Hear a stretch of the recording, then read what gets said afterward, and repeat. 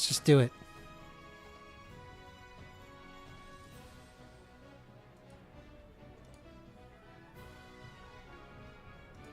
We're starting.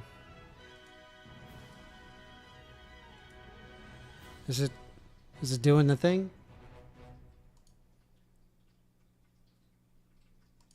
Come on, surely it's going to show. All right, here we go. Copy link address. Copy link address. At everyone. Streaming now.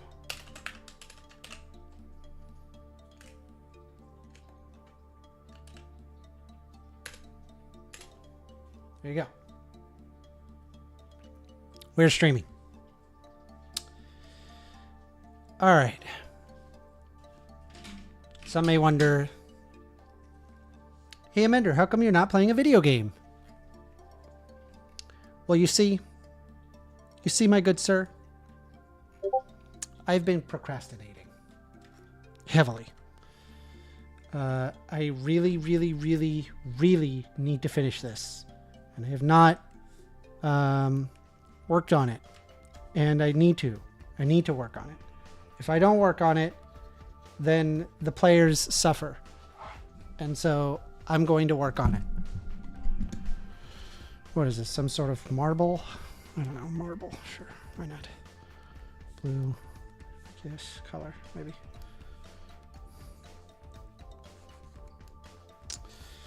Right.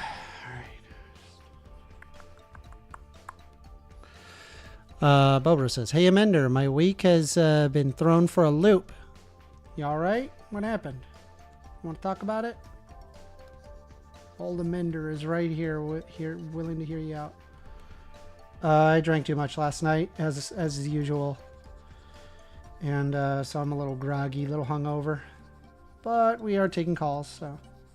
202-998-5218. Oh my god, I actually think I have that number remembered now. I think I just have that memorized. What the fuck?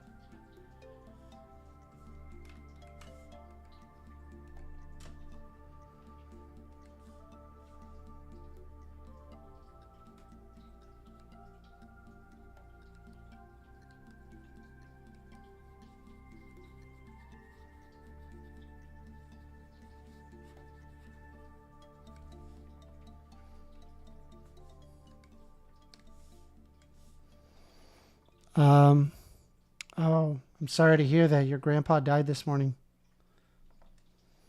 Sorry to hear you're going through that. That sucks. My grandpa is also due to kick the bucket. I don't know how I'm going to respond to it. But, yeah, man, I'm sorry that you're going through that. That sucks.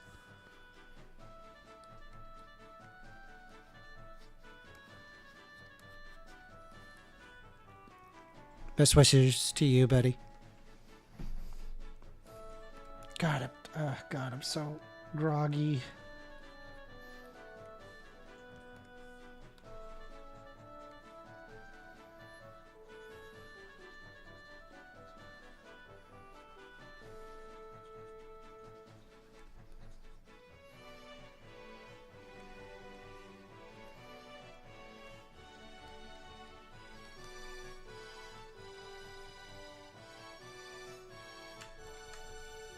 What is that? Alt. Yeah, that's Alt.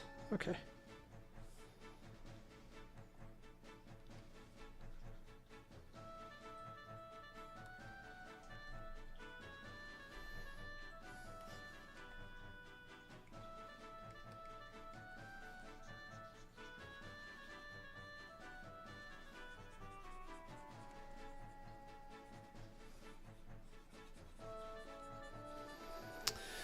Emperor Fat Ass Dog says, good morning. Good morning, Emperor Fat Ass Dogs.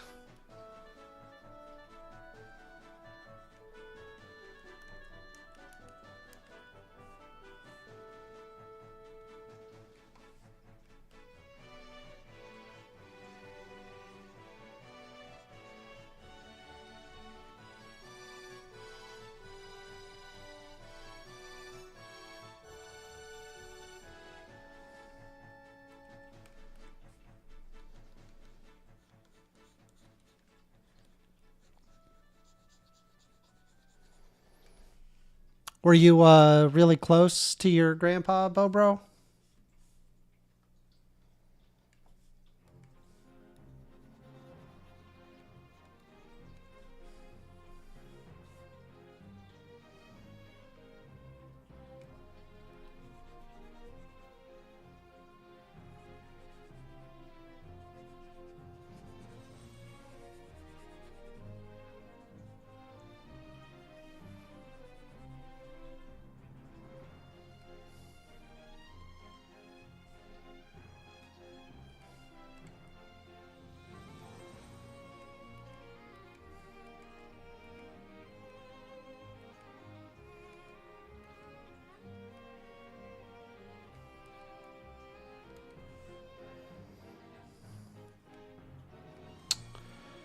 Bobro says, yeah, I was. Sorry to hear that, dude.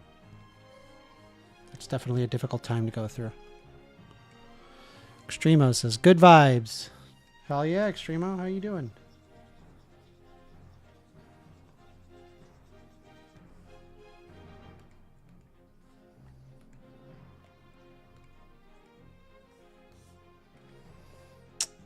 Bobro says, I wish he made it to my 21st birthday because I was going to surprise him and ask him if he wanted to share a beer with me on the 21st. Oh, man. Oh, bro, you got me all choked up. That sucks. I hope you have, well, outside of that, an all right day. But yeah, that sucks, man. I'm sorry.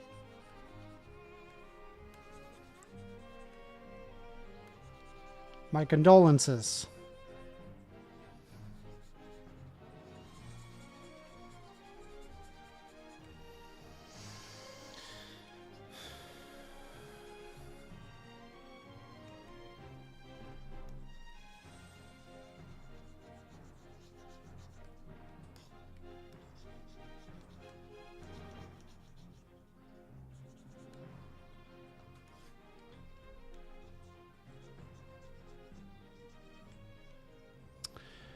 Extremo says, if you were Mexican, you could have shared a beer with him on your 9th.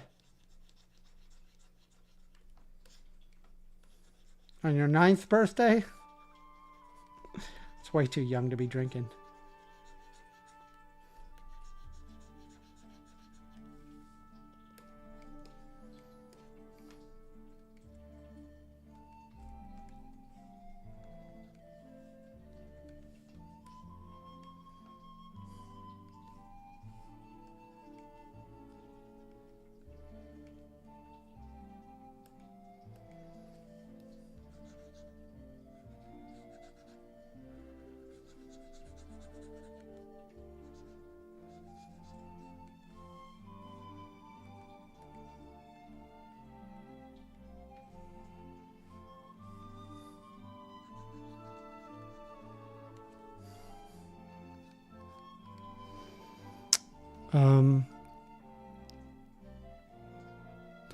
Wigan Keegan says, Olan, the mender is back.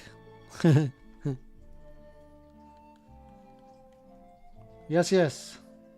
Good morning. Good morning, everybody. I drank too much. As to why I am not on camera, it is because I am drawing. And why am I drawing? Because I've been procrastinating this too much. And now I must reconcile for my sins.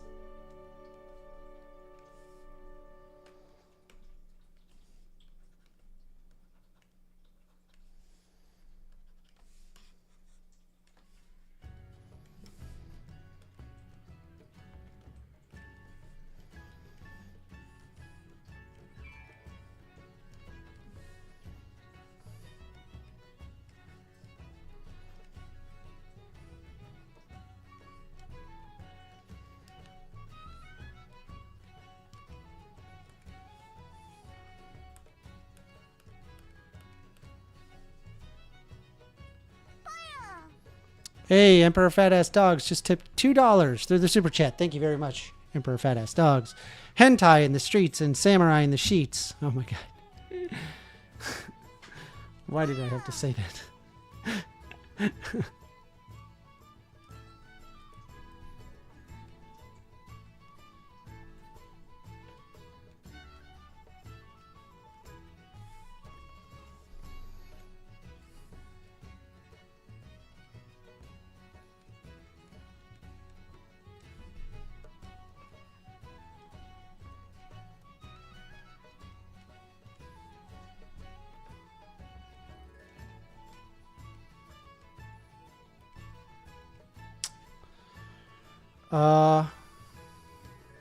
James Miller says, modern day debate isn't too bad. At least they let us talk shit. Extremo says, Discord is cancer. Emperor Fattest Dog says, I had my first drink when I was 14. Emperor Fattest Dogs. What?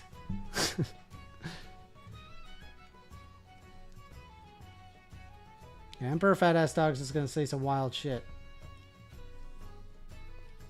If you haven't realized already.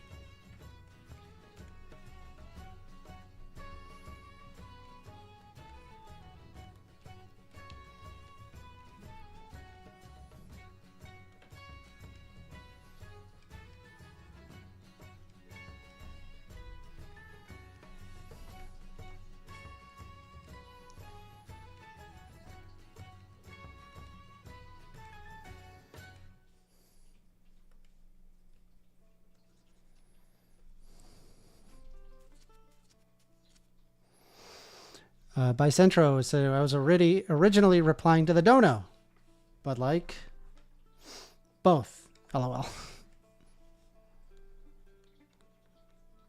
Yeah, I really appreciate the donos, guys. That's really amazing. It gives me hope that one day I can make this to be my profession, and I could just like focus on, you know, making videos and stuff. That would be really cool. I would have a lot more time to stream. You would see me on a lot more often.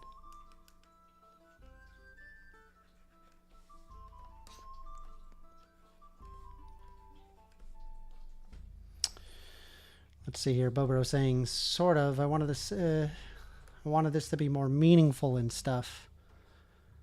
So technically, you and your grandpa did share a drink. Was your grandpa particularly? Was he really old? Like really old? Like, did he have a full life?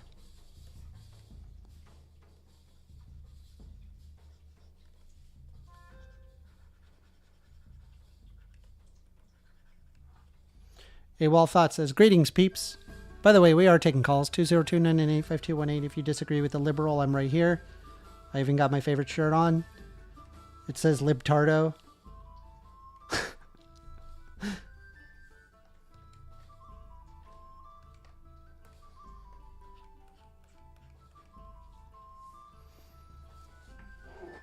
I think he was in his 70s. About average. But yeah, I'm sorry to hear that. You know, that stinks.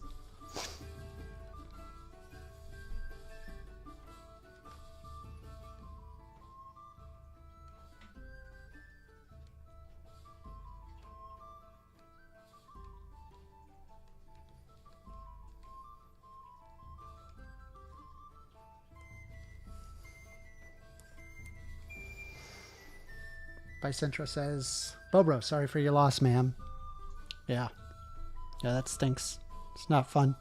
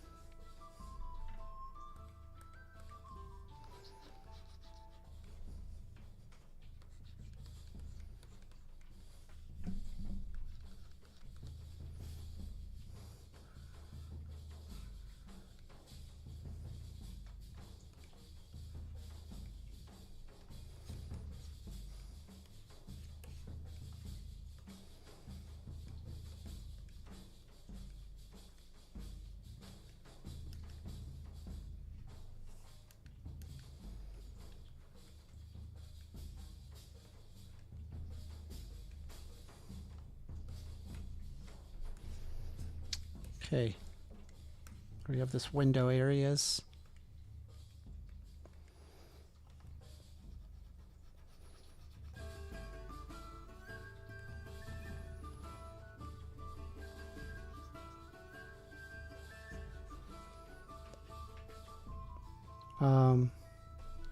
Sorry, I didn't mean to make this live sad for all of you. No, you're doing fine, man. You're just communicating.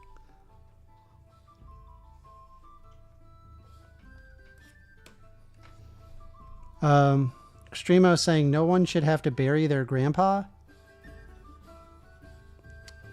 I think that's probably more people than you would think.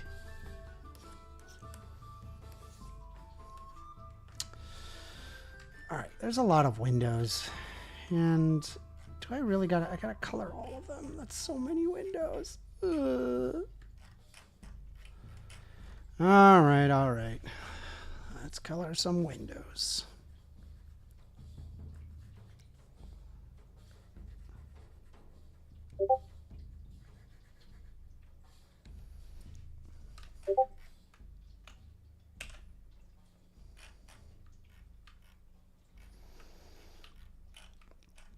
This is going to take freaking forever, guys.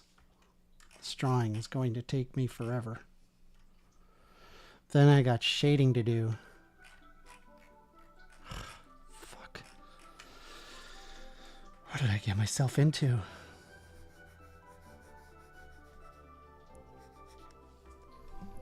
This is going to be the culmination of months and months of work.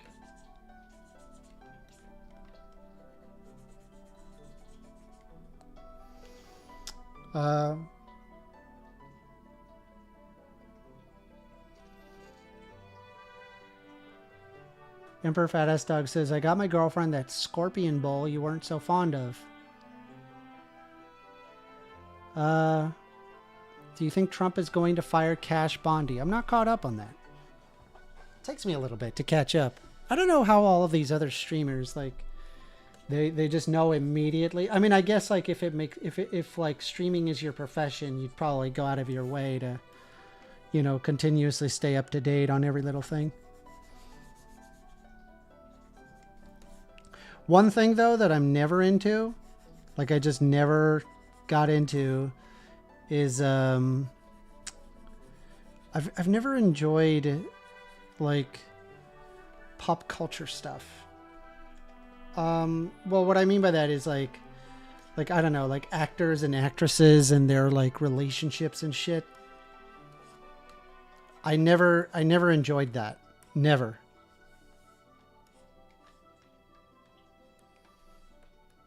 I'm just like, why are we wasting our time with these people? Why do these people matter? Oh, well, they're, you know, they start in this movie and, you know, they're having a relationship with blah, blah, blah. I'm like, I don't care. I could not care less. Holy shit. Holy shit. By the way, okay, other note. I was riding around on my electric scooter. Haha, I know. Libtard rides around in an electric scooter. I'm just going to tell you, man. Like, I just thought about it. I almost want to make a video on how much I think just cars fucking suck. Cars suck. I don't know how to communicate it to people other than cars are the worst thing fucking ever. I hate cars. Cars suck. And every time I sit there and have this conversation with people, they're just like, oh, what do you mean? I love my 85 fucking blah, blah, blah car. Yeah, you like the idea of that car. But in reality, it's a goddamn nightmare. It sucks. It's not a good, it's not fun. Let me give you an example. They all are thinking about like riding down that road with the wind, you know, the roof down, the wind affecting your hair or whatever. And you're like, oh, freedom. But in reality, the reality is that you are stuck in fucking traffic. Right? You're stuck in fucking traffic. And you're just staring at a fucking red light. And there's like an old lady in front of you that just refuses to go. They treat their car like it's a couch. They don't move their fucking car. Why does everybody need the entire fucking 4-lane street to be open, knowing that you can just very easily just get yourself a, what is it? You could very easily just use 1 lane to get through. Right? It's a giant pain in the ass. And it's honestly, it's like so anxiety inducing. It's so inducing. Ugh, God, I'm fucking drunk. I'm sorry, I'm sober. I'm just hungover and I'm just kind of recovering. I just fucking hate it, man. Just sitting there fucking 30, 45 minutes. Dude, I love this. I love this. I love this. Flashy says, good luck picking a woman on a scooter. Is your daily commute picking up women? Since when is your daily commute picking up women? Who the fuck does that? Also, secondly, if there is a woman and the only way that they're going to get with you is because of your cool car, bro, that is one shallow fucking woman. I see so many of these fucking people who they decided to get themselves this giant fucking Ford F-250 giant nightmare car. This thing, the child killer extraordinaire. Oh my God, I hate it. I hate it, dude. I hate it. I hate Fords. I hate those Chevys, those giant fucking trucks. I hate SUVs. I hate them. I do. It's so stupid. Oh, I gotta have the bigger fucking car. Duh. No, dude. You have a small penis. Right? You're overcompensating for something. Why do you need 5,000 pounds to carry a 200-pound ape? I hate it. Flashy says, not a daily commute. But the point is, you need a car.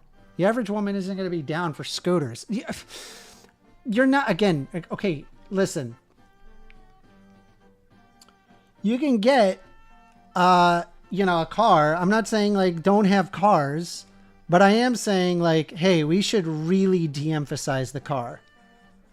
Like, we have put so much into the goddamn car. It's fucking insane. Let me see if I can break some stuff down, right?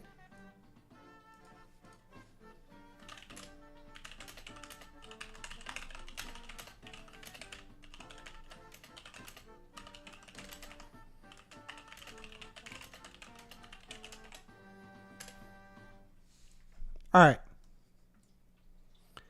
I am going to just tell you all, right? I'm going to tell you some of the cars, the shit that we just dedicate to fucking cars and how unlikable it really is. I don't think people realize just how shit it is. They don't get it. They don't. And I think only until it's gone are people going to start realizing, holy crap, we've dedicated so much to this piece of shit. Okay. I'm going to describe like 90% of towns in the United States. And also many other countries for that matter. You got an auto repair shop. You got a garage. There's a tire shop. There's an oil change shop. There's a brake and muffler shop. There's a transmission shop. There's an auto body shop. There's a collision center. There's a fucking car wash. There's a detailing center. There's a self-service car wash. In fact, there's 2 of those. Right? They got a wrap and vinyl shop, upholstery shop. They got a gas station.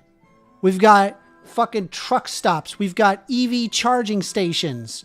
We've got fucking parking garages, parking lots, car storage facilities. We've got car dealerships, used car lots, car rental offices, drive-thrus, vehicle inspection stations, smog check centers, fucking vehicle auction houses, tow yards, impound lots. Bro, nobody wants to be in any of these locations. They're all dedicated to a fucking car. Cars suck. They've always sucked. Since who came up with the idea that the way that we're going to move this 200-pound ape is a 4,000-pound fucking object? Doesn't make any sense. No matter how I try to square the peg in the round hole, it doesn't. I'm just like, why? All just so you can go an average of 15 miles an hour down the fucking road, so you could be stuck in traffic. I fucking hate cars. I hate cars. I hate cars, dude. I hate them. They're awful. All right. Rant over. So I want to point out, what's fun. I'm going to tell you this, right? I'm going to try to sell you on this. We don't have to do the electric scooter thing. We could just talk about an electric bike, right? So I'm just going to flash a quick picture. This will do 30. That thing, okay, this specific one does 20. Okay, it's got a max range of 44 miles. All right. This is really fun to ride. It's really, really fun. And you don't have any waste. You're not stuck in a traffic jam all the time. You feel free, unironically free. Like, I get, it's like, hey, well, what about my groceries? What about the blah, blah, blah? Dude, get a backpack. You can get 2-3 days worth of groceries in a single backpack. I've done it. It's doable. Oh, but I got a big family. Okay, fine. You need a car. Most people don't got a big giant family, so they don't need the car. Right? A majority, and honestly, a majority of the time where people are driving around in these giant vehicles, 9 times out of 10, there's never a family in them.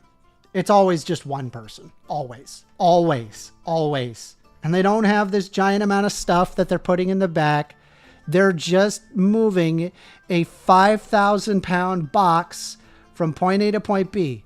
Now, I'm no physicist, but last time I checked, the heavier something is, the more energy is required to actually move that object.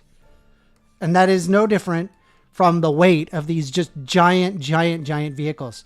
Somebody asked me, it says, how much is the electric bill using your electric, I have an electric scooter. And I looked at them and I said, honestly, I couldn't tell. I couldn't tell the difference. I could not find where it increased the cost of my electricity. Why? Because it's not that much energy to move, an electric scooter with a person on it. Let me see here. Here's what I got. I'll show you what I got. And I love my scooter. It's so fun. I have so much fun.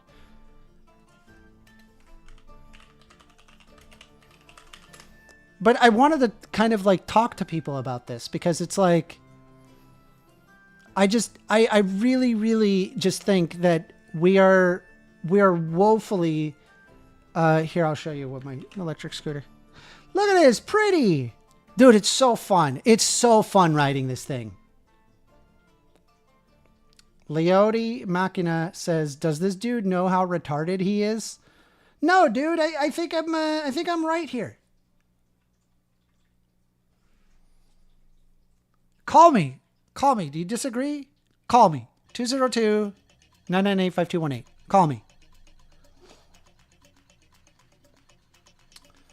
Tyrell says, do you know what's more fun? Getting some bitches on your dick. Dude, you and I are on two completely different realms of imagination, right? You're like stuck in ape mode where your only motivation is getting your dick wet. And mine is like, well, I have ulterior things that I enjoy. You know, it is not a motivating factor for me. It really isn't. And you can call me a bitch or whatever. I don't care. I literally don't care. I strive for things that are not, I don't know, just stupidity. Have you ever seen the movie Idiocracy? It's like that. Oh yeah, I like sex and money.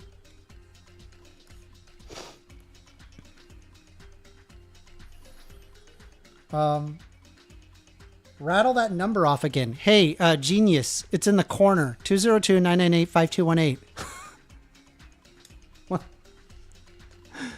Is it on Do Not Disturb? Oh, I'm on Do Not Disturb. Let me turn off Do Not Disturb. That's probably why I'm not getting any calls. 202-998-5218. No. Am I wrong about this car thing? No, I don't think I'm wrong. I think I got it dead on.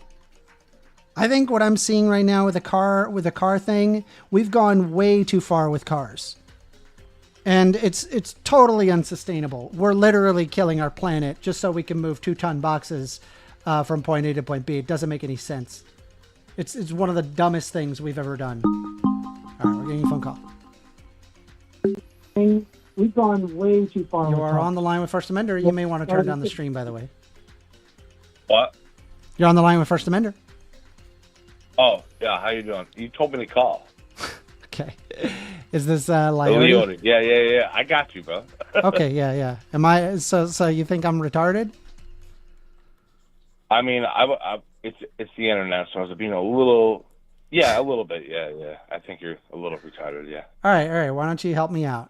What exactly did I say? What's your beef was with like cars, so... bro? Like the whole car thing? It sucks. Cars suck, dude. They suck. I hate them. They're awful. They make the world a worse place.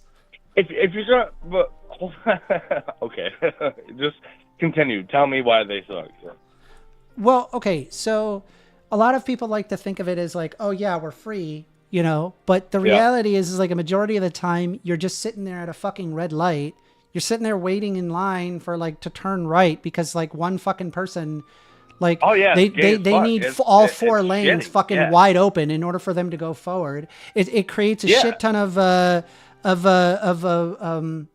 smog and gases that are bad for the environment and bad for people's health. We are drilling shit from the Carboniferous era just so we can like move our 4-ton boxes from point A to point B. And ultimately, when we took the box from point A to point B, it has to then go from B to A, effectively doing nothing. We're literally just dragging these boxes around back and forth just so we can like move like a 200-pound ape. Like can't you think that there might be a more efficient way of moving people? What do you suggest, dude? Oh, I think that people should buy an electric bikes, electric scooters, electric skateboards. To move all those 100-pound things you were talking about? No, I'm saying like if you're commuting, you know, now obviously if you need a fucking car, I'm not going to sit there and be like, oh, you know, like trucks need to exist. Sure. Yep. Right. I'm not saying that they shouldn't exist. Right. I'm saying that a majority of people don't need it. Though, by your metric, like lots of things suck. Like lots of things suck. Like it's just kind of a part of life, isn't it? Yeah. I mean, like. But what I would argue is that if things suck, right, we should strive that people are aware of it and then hopefully want to make a change. Well, I'm right with you there. So dude, have you ridden on an electric? I'm not here to like try to fucking. Have you ridden on an electric bike before or an electric scooter? You are a little retarded. Have you ever ridden on an electric bike or an electric scooter? I do. I actually, I can't afford a car because I'm a lowly simp individual. But yeah, I ride a Dang. bike every day, and they're fucking dangerous, by the way. Yes. Like, Yes. like traffic's not looking out for them. No, They they're see not. a bike No, and, they're not. yeah, But let's it's be like, honest, though, it's right? actually, Like that's really a it's problem fucked with the up. car, not really a problem with the electric bike. But the other thing to note is that that you say that they're dangerous, and I agree with you. They're also fun as shit. They're really fucking fun. I mean, you try riding around in these things, they're fun. And if you like a motorcycle, is so fucking dangerous. They're so they don't even have insurance. buddy Is just just, like that crippled insurance for a motorcycle. That's optional. Yeah. Why? Because the risk is too goddamn high for them to even consider paying for that. So what do you make of this? My buddy, so he's a biker. He's fucking this kid's nuts. Like he did like BMX back in the day and shit like that. But he recently just insured a bike, wrecked it, slept in a bush, had a broken wrist, like the works. You know what I mean? Wow. And they're gonna pay him more money it was to buy the bike. Like this dude made out. That's great. Fucking. Well, it's got to pay it's for the crazy, medical right? expenses. Like, but so then the argument I think would extend, not to cut you off, but like, there's lots of shit that's crazy, right? Like we can't fix everything. So what's your like political stance here? Like, if it could be better, it should be better. Like, can't you read my my shirt? No, it says libtardo. No. It says what? Libtardo. What does that mean? All right, so just imagine, right? Yeah. The most soy boy liberal ever on Twitter, and they are messaging you, right? Whatever it is that they're messaging, I probably also believe in that thing. Like, okay, but I am like, hardcore, like, bona fide soy boy liberal. But that's okay. I didn't call you that. No, I'm saying I'm like, saying that I'm that. But it's just like, wow, you kind of got me, bro. I don't know. I don't know where to go with it. Okay, so I mean, in my opinion, right? Yeah. I'm seeing like Mm-hmm. how people are going about their day, like what they're doing in order to travel from back and forth. And I just think it's a complete waste. So, right. So Like, to touch common ground, though, I think we could both agree on that. Like the whole, like, so if there was like a one-shot animation, right, and it zoomed out on the entire Earth, and like I would see like carbon emissions, I would see like, oh, I'm walking over here, I would see all the shit you're talking about. You know what I mean? Well, yeah, All the shit. and then it's like here's the thing, I mean, you've seen like road rage incidents and shit. The reason why there's even road rage incidents is because it's fucking miserable in a car. It's miserable. Dude, I just okay. I'm gonna call on your show a little bit. I called once before. Like you're actually fun to talk to, bro. Sorry about the retarded thing, but you are a little retarded. I mean, I don't think so. That. I don't think so at all. I think this is completely logical. I think it makes perfect fucking sense to see, just like, hey, look at all this fucking like Chilean awful background, or like, yeah, like Chilean. when did you get like a hold of capitalism, or like when did that happen for you? Like 8 years old or something like that? What? It's a legitimate question. Like, We're always capitalists. What are you talking about? Oh, all right. I don't know what you guys were doing. I Oh gotta my ask God. the question. Not only were we capitalists, but when there was a democratically elected leader by the name of Salvador Allende that was a self-professing socialist that was seeking to nationalize everything. There was a dictator that was funded by the CIA in order to instill capitalism. Wow. Yeah, his name. His name is Augusto Pinochet. Yeah, it's not a good time. Wasn't a good I time. can't do it, He bro. created I can't get off when I concentration jerk off camps. unless I look at him. You know what I mean? What? I can't get off unless I look at that dude that you're talking about. I got a picture on my wall, so I hold my breath real tight, and I contract my abdominal muscles, and I look at that dude that you were telling me about, and I ejaculate. Oh, Pinochet? Yeah. I don't know, man. He killed a lot of people. He killed All right, a lot of people. Well, 40,000 communist sympathizers, man. but there's A lot of dead people. I'm having a philosophical disagreement with you. Like, it's kind of like what's pragmatic versus what's. It's almost like a utilitarian thing, or like I said to you once, I could imagine myself subtracting the camera from a bird's eye view and seeing nothing but carbon emit. Like so that, I mean, that's a little bit of a bow in your direction, is it not? Is what? I can see what you're talking about: carbon emissions, noise pollution. Just it looks fucked up. You see what I'm saying? Yeah, it sucks. But like, so what about concrete jobs and fucking like 18-wheeler? You know what I mean? Yeah, like no, Amazon, there's nothing wrong with if you need to use a car. Don't get me wrong. I don't have a problem with people using a car. That doesn't bother me at all.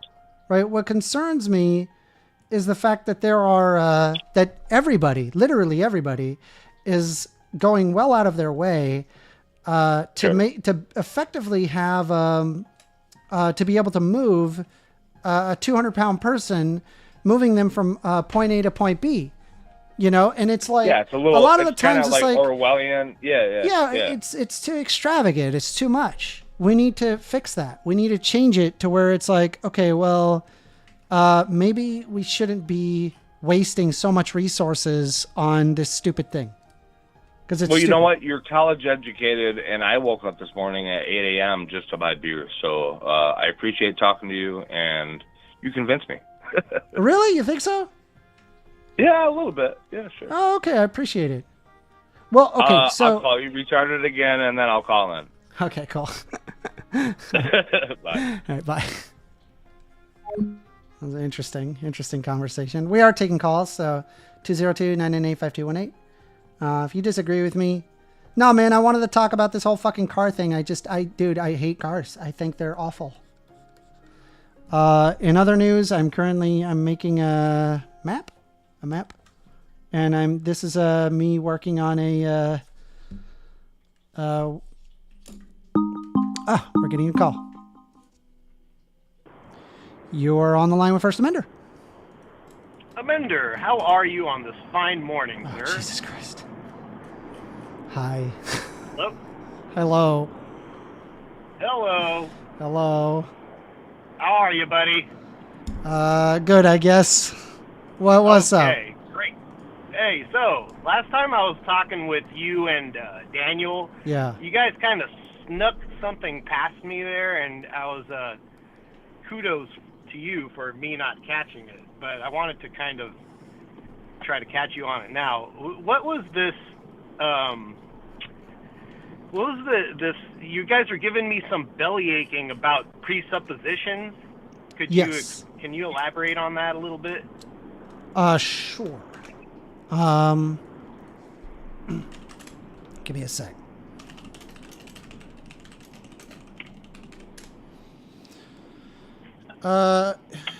Yeah, so basically, the idea of presuppers is that Christianity provides a foundation for logic, science, morality, and knowledge. And so atheists and non-Christians have to borrow from the Christian worldview in order to reason or argue or have knowledge of any kind. Therefore, without God, you could not know anything. Okay. So what's the problem? It's circular reasoning. Why is it circular? Well, it would be as saying, like, the Bible is true because the Bible says it's true. Well, not exactly, because I would say we're both holding presuppositions, and sometimes it is justifiable even if it seems circular in a way. Well, but it is circular. Right, but that doesn't make it illogical. Sure does. It does, but you're a presuppositionalist yourself. Nope. You don't? You're not. So, but you don't grant yourself logic? You don't presuppose logic? I presuppose the universe exists. As to whether or not that an anthropomorphic deity is required for it, then I don't. I don't adhere to that. No. I don't believe in the anthropomorphic deity. Yeah, I explained it. Yeah, I explained it. I just explained it. No, but okay. How do you account for logic? Yeah, I could presume a non-anthropomorphic cause to the universe, or I could assume Big Bounce, or I could assume an anthropomorphic existence. Or I'm sorry, an asymptotic existence. Sorry. How is that more illogical than a presupposition? Well, because I just don't think because I don't believe it's logical to presume that logic is based off of an anthropomorphic being that exists beyond space-time. Yeah, but you're just assuming that logic comes from whatever source. I mean, you can't even demonstrate that logic comes from anything that you just said. I mean, neither can you. Now we're stuck at the impasse. No, I can. No, I can. You can. You just say it. You just say that you are, and that's it. You don't really think about it further. You're like, well, this is why I'm saying that it's a tautology. It uses circular reasoning in order for it to exist. Right? The Bible is true because it says it's true. No, God. It's not just because. Yeah, it's the same thing. It's you could like, say logic is true because God says it's true. God is true because God says it's true. It's circular reasoning. It's a tautology. No, that's not the reasoning. It's not the Bible is true because the Bible is true. It's more like, how do you know that a treasure map is true? How would you verify that?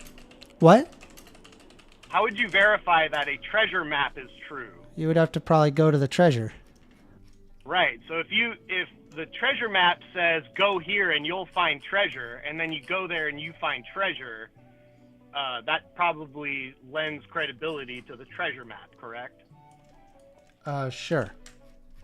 Okay, so if God says go forth and be fruitful and the gift of the world should be given to you, and then we went and did that, and then it happened, that seems like credibility towards the treasure I'm sorry, repeat that again? The Bible is a treasure map in the same way for human prosperity, because it says, when God says, go forth and be fruitful, and I shall give to you the whole of the world, and then we did that, and then it happened, that seems like that just makes it true. I mean, I don't even agree with I don't even agree with your premise here. What do you mean? Well, I don't believe that I don't believe the Bible has contributed to like a huge amount of benefit. If anything, I would argue it has made it worse. A lot. The Bible, we are where we are today because of the Bible. The Bible has pushed mankind. We are here where we are today because of the Bible. Yes, I would agree with you. Yes, we are. Yeah, that's not a good argument, though. Why is that not so human prosperity isn't a good argument? Well, I mean, like if I were to bring up, I don't know, like the existence of like modern technology and all that, I would probably say it would actually be the antithesis of the Bible, not the other way around. Well, how so? If the Bible gave rise to, like, if the Bible funded the first laboratories and scientific exploration. I suppose so, but there's a lot of instances where the Bible has done the exact opposite of that. A lot. Like a lot. Yeah, maybe, but the biggest contributor to human progress has been Christianity. The biggest contributor to human progress is Human progress. Christianity? Yes. No, I think the exact opposite of that. No, well, the West has produced the most innovation in the world, and they were all a Christian society. All the advancements of the world came out of Christian society. I disagree with that, and the reason why is because We can't disagree with history, sir. well, yeah, I can. Let me explain myself. The reason why I disagree is because when I look at like society and it in general, I could probably attribute, say, for example, the fact that like monks had to hide away in monasteries and hid no knowledge. But in turn, right, this basically created effectively a lack of knowledge because most people at the time effectively could not read. The church would actively go out of their way to place things into Latin to make it even harder to understand, so that way they could lord it over other people, effectively having more knowledge than other people because they knew knowledge was power at the time. It gets worse in that as scientific advancement had progressed forward, there had been a lot, and I mean a lot of persecution for things such as heliocentrism, the idea that the sun is the center of the solar system, and even things like evolution is fought over even today, even though that it's like largely incontrovertible. It was only until the Enlightenment where they had a lot of deist thinkers, and deism is pivotal in creating more intellectual people, because they came up with the idea that God cannot and does not influence himself in today's day and age. And so it does not make sense to sacrifice to a God which does not answer. So like a good example of this would be like the Salem witch trials, where they would burn people at the stake for being a witch. But the deist would argue that it doesn't make sense to perform a sacrifice in the name of the God when they do not answer at all. In fact, all you just end up with is just a charred body and some kids that likely don't have a mother anymore. And so it came to a conclusion that we should not do these things, and seek to do things that strive the betterment of humanity, knowing that God does not respond. And it is only through the Enlightenment and the lack thereof of God that allowed there to be a higher world of thinking. That's at least Do you really from believe what that? I do. Do you really believe that? I do. Okay, so you think that a belief in God is like kind of goes against intelligence? Is that what your claim is? I think a belief in God causes negative outcomes for a lot of people. Hold on. I understand that's your position, but I'm just trying to clarify. Do you think like a person who believes in God is like less intelligent than somebody who doesn't? No, I don't think so. No. No. Okay. So I don't even know why. Like, I don't even know what the argument is here, because it doesn't disagree with my basic premise for my worldview. So it's not. Yeah, you agree with me that a belief in God doesn't make any difference in your intelligence, and at the same time, a lot of the leading, first scientists were Christians, and so this just doesn't, like, historically speaking, if you just look at history, you can see that westernized, Europeans who coming from a Christian society were the ones who gifted most of the progress and, medical technology, philosophy, and scientific technology to the world. So I mean, hold on. Let me wrap that up. So give it. Say that.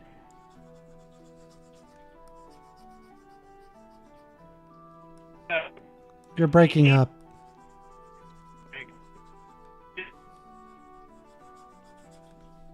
That is the worldview that logic comes from God. You were and breaking that's up. why Christians. Sorry, I'm driving through like a bad area. Can you hear me? I think so. Okay, so I'm just saying that basically God blessed his people with advancement, and I'm seeing that in history.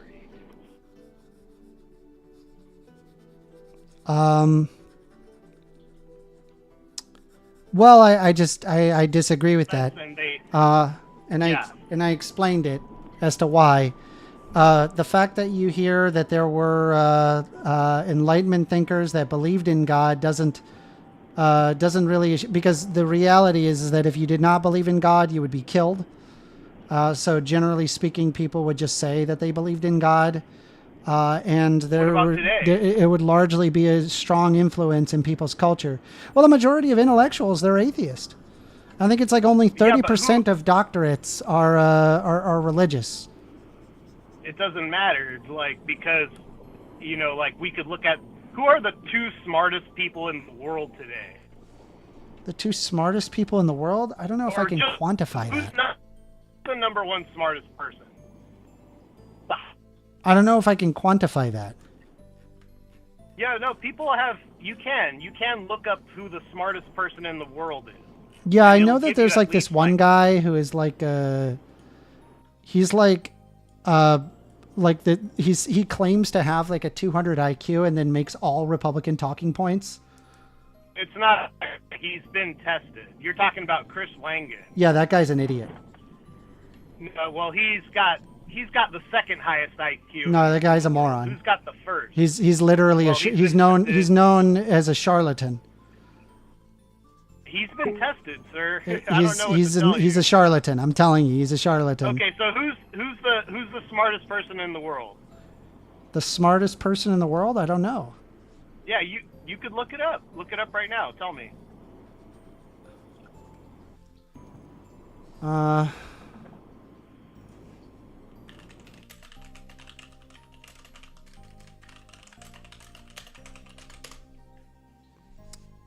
Bobro says, "Hey, Aminder has 69 in his subscriber count." LOL. It's funny.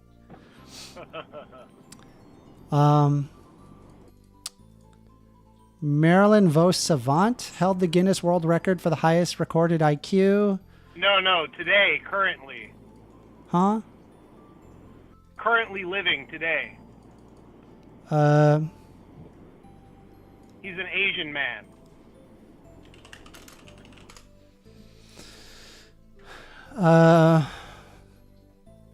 Terrence Tao? Huh? Terrence Towd? That's the current living smartest man? I think I remember seeing Terrence Tow's like blog. Yeah, dude, this guy's WordPress is actually terrifying. Yeah, here's take a look at this is Terrence Tow's let's see here. So decomposing a factorial into large factors, second version. I mean, this kind of crap, I'm just like, holy crap, this is insane. I have no idea what's going on. I am not equipped.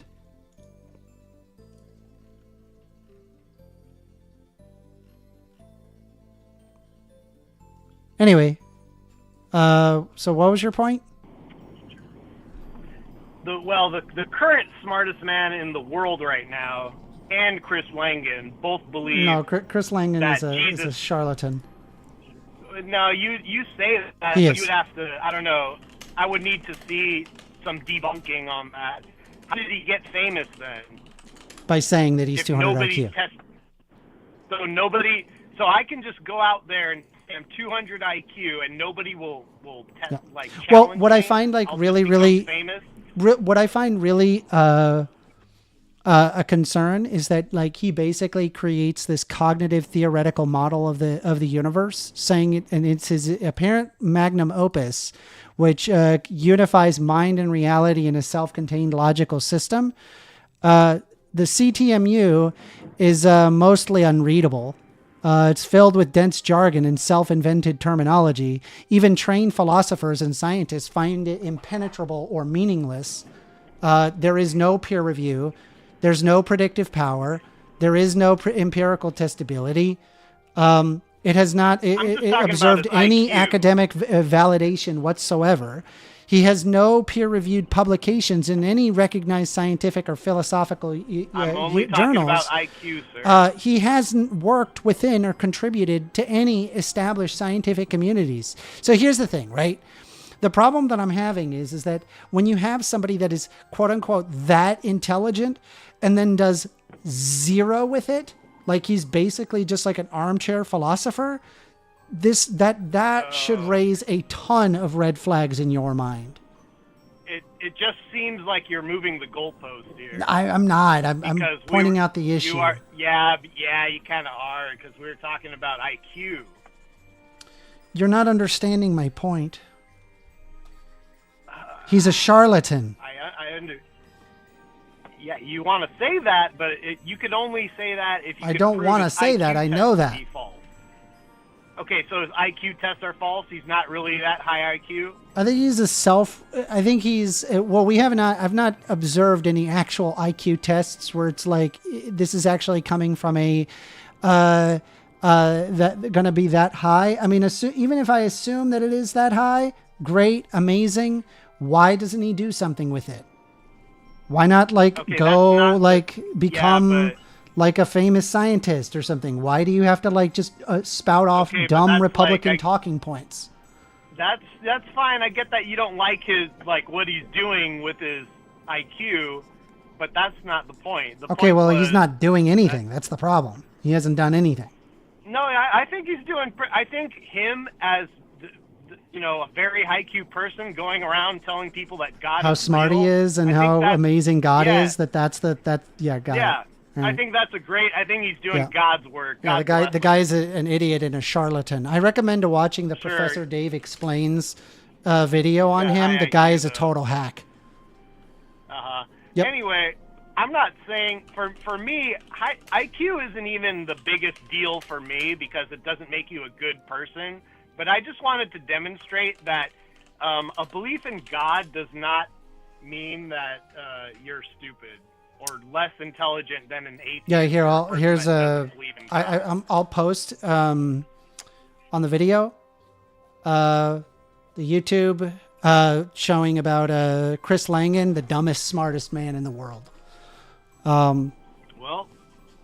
Yeah, he's literally a complete charlatan. I'm telling you right now, he is. He's not the smartest man in the world because he says he is. It's because of the people who have tested him and the people who have interviewed him say he is. Okay. Yeah, so I'm sure. I'm sure a lot of Republicans say that. Sure. Yeah. There's just so many. You have to go to a literal crackpot in order to confirm your beliefs. Got it. No, the actual highest IQ man in the world doesn't live in America. He's Asian. I think he's Korean. And he also believes in God, that Jesus is indeed God. So it's the two highest IQs in the world, one that doesn't even, live in America, so doesn't even have any ties to right-wing anything, is still saying the same thing as Chris Langan. Oh, I'm sure. So, this moving to the intelligence argument for atheism is just a losing argument. I would just get off of it right away. But anyway, so my worldview lines up with history because the history of Christians is a pretty successful one, and that's what I base my logic off of. This is unironically you're arguing effectively an argument of manifest destiny. If you want to call it that. Yeah, you say, fine, look how successful we were.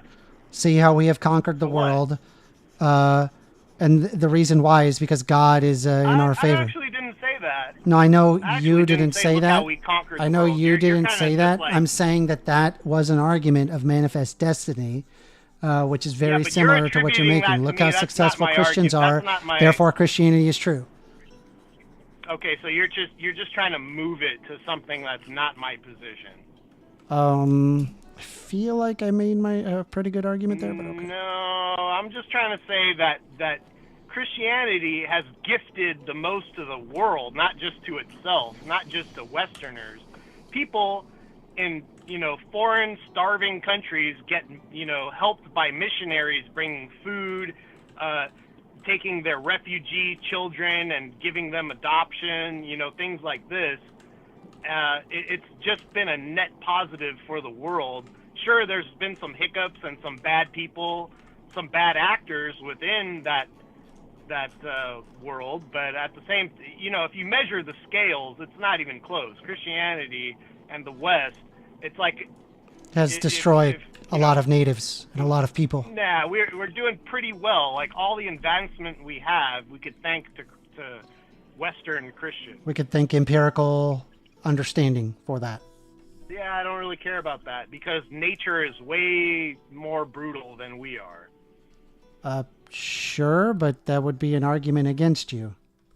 You just kind of brushed it off as if I didn't say anything.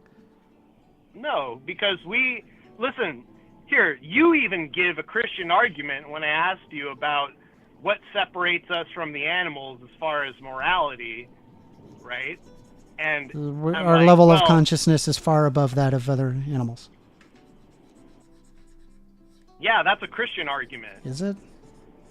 Yes, it is. I don't know if I agree with that, but okay. It is. Also, that doesn't you just really worded matter. It doesn't? No. It doesn't matter that you just gave me a Christian argument to account for Yeah, the I mean, difference like a broken between clock can humans be and right, twice a day, right? That's very interesting, Doesn't Amender. make it right. Well, interesting. So anyway, you presuppose logic for yourself. No, we're not doing the precept thing, man. Come on, I'm just gonna hang up on you. You're doing it. You do. I'm not. You're not gonna come in with a precept. You can't call foul on me for presupposing. I'm just God, I'm gonna hang up if we logic. get into the precept stuff. We talked about it for several hours. I'm not gonna tolerate it. All I'm saying is that you guys snuck something in. I thought it was a shady move by you guys, because you guys are both presuppositionalists yourselves. You presuppose logic. I'm you really grant not. yourself logic. You grant yourself logic. You just magically I explained how I can grant myself logic. And it's not any different than my granting myself logic through a perfectly logical observation. No, it is different because what you're effectively arguing here is you're effectively just making an argument saying, how do you presuppose any logic if that would be a problem. It's incredibly disingenuous to do so. Anyway, can we not be on the precept stuff? Like, I'd rather have an actual conversation. Why are you so uncomfortable on the precept stuff? Well, because you talked about it with me and Daniel for the next 2 or 3 hours, and I just don't want to do it again. The thing is, I realized something that you guys were kind of sneaking past me, and I just wanted to get you on that. And now that I have you on that, you're uncomfortable. I've already explained it multiple times. I mean, I guess you can play with that toy, but I'm just going to hang up on you if you keep on it. Okay, I'm just to end on that note of the precept stuff. I think that it is not off limits, because you're presupposing logic and granting yourself logic in the same way I grant myself logic. Yep. So I don't even see that it's a problem. I don't even know why you guys bring that up against people. And for anyone listening, don't let them do that to you, because they presuppose logic and grant themselves logic. So we can move from there. I have another hot take if you would like, but if you want to move on, that's fine. I don't want to take up too much of your time if you want to move to another caller. Okay. I'll just give you a prompt, and then maybe you can tell me what you think about it. shortly. I think feminism is cancer. You think that whether or not women are equal are cancer? That you think that's cancer if women are equal to men? Well, I think that idea itself is cancer because it's not true. That women are equal to men? Women are not equal to men. Are men better than women? Better is the wrong word. So are you just saying that men and women are different? They're different, yeah. Do you think that something can be different but equal? Possibly. Okay. So why can't Actually, I men don't and know. women can be equal? I would have to think of that. Could you give me an example of something that's different but equal? Something is different but equal? Yeah, could you give me an example of something that is Yeah, I think like the different but rights equal? of, say, like a Mexican and an American should be the same. They're different so like, people. right, They eat so different like- things. They do different things, but they're equal. Oh, yeah, but that's like a social construction. Yeah. Yeah, but I'm not basing the differences of men and women on social construction. I'm basing it off of physiological differences.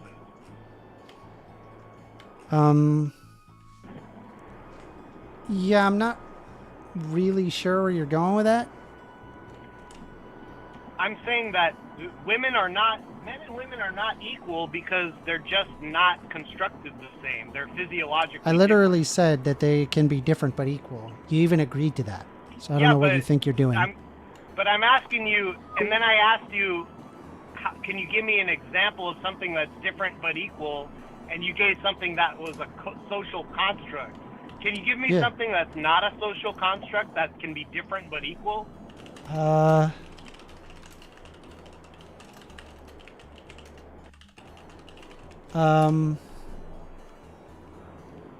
You couldn't do it off the top of your head? I mean, I'm just trying to think about it. Like, I was like thinking off the top of my head, like an you apple. asked me, so you must have a like standard, two apples. right? I mean, I would say, like, anatomically speaking, two apples would be different in the sense that they are not the same exact thing.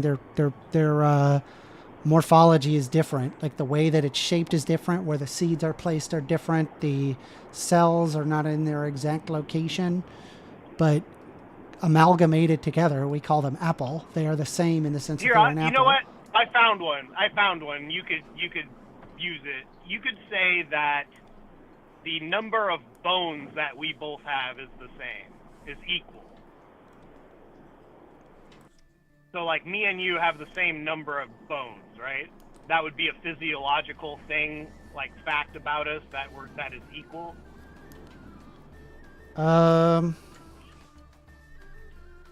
Yeah, I mean, I think both like, these examples are fine, I guess. Well, I think that the physiological, I was looking for physiological, so that would be a good example of something that's physiologically equal, is like the number of bones, right? But, I mean, when it comes to men and women, like, other than that, like, we're talking about prescriptions in society, whether it be, like, sports, politics, or how exactly is feminism a cancer again? Like, because it lies to women, and so it can't women are enforce not its own- equal to yeah. men? No, how? Okay. In what way are they equal to men? I mean, I think that, like, they should be treated with the same exact rights as men.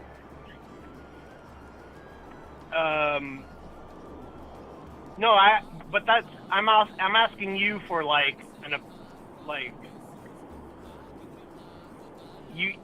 because that's not what I asked you. I asked you how are they intrinsically equal to each other?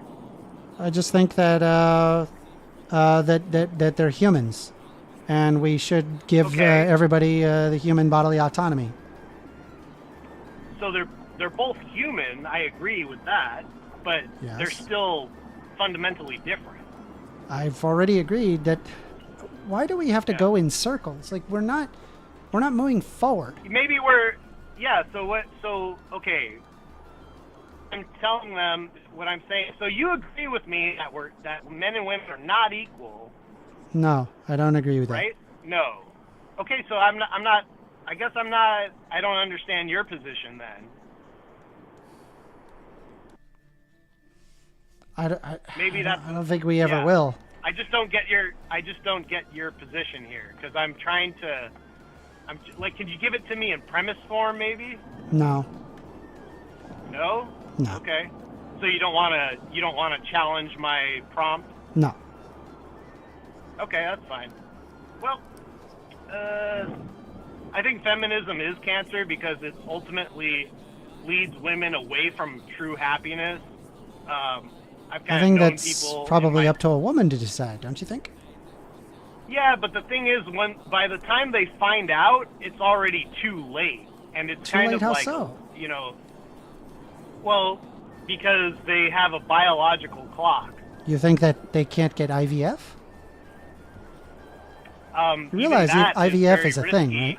It's not risky. Yeah, I know about. I have personal I have personal experience with IVF, and it is risky. Depending on age, still, there's still no risk of complication. And it's very, very, very expensive. Okay, I mean, I just still think that they can get IVF. We don't have to get rid of the rights of women just because we, I don't know, need to impregnate them or whatever. It's kind of weird. First Amender, the average woman cannot afford IVF. In their 30s? In their 40s? No. I think they can. I mean, it's very... Look into it. Look how expensive it is. It costs sure. a lot of money. I know people. Man, I couldn't agree with you more. We should absolutely have a. We should absolutely have a social safety net for mothers. I couldn't agree with you more, buddy. I'm not interested in like trying to. Oh, okay. use So it wasn't all about my that. It was just fingers. about controlling women. Got it. Anyway, No, it's because I'm gonna be honest with you, man. Like we're just creating gonna end up like at the end of the day, like we're just gonna end up just I fundamentally, axiomatically disagree with you. The world that I want to live in and the world that you want to live in are just two completely fundamentally different things. But rest assured, though, you actually have your society is already built for you. You actually have it. You can go do it right now if you'd like. You can go become a Mennonite.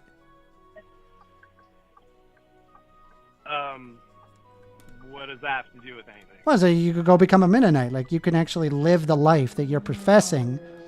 Just go become a Mennonite. They're very religious. They're very family centric. They place God before society. Women are stay at home mothers and take care of the kids.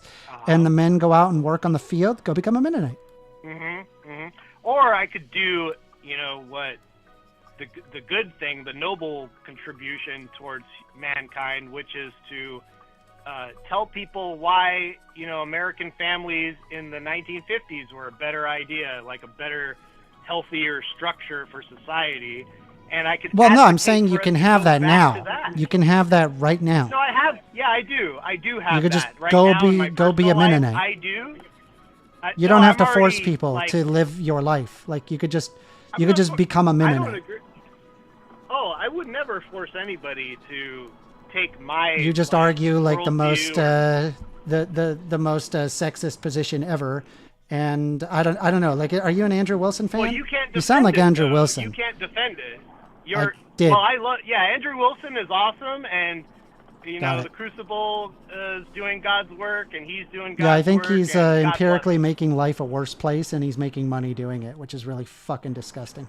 That's great. No, he's actually making the world a better place. No, I and, fundamentally he lets disagree with you people there. like you have Anyway, dude, I'm gonna be honest. Like, I'm honestly just sick to my stomach listening to you. I don't want to hear you anymore. Appeal to emotion. Yep, that is an appeal to emotion. Yep, that's where I just completely that's not disconnect. logical. Yeah. That's devoid of logic, actually. You're letting emotion take over your logical faculties. That's fine.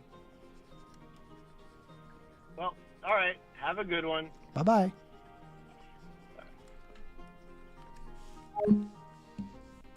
Yeah, so that kind of stuff is really fucking disgusting to me. I mean, when you listen to them talk about it, they, like, love the idea of, like, I don't know, controlling women.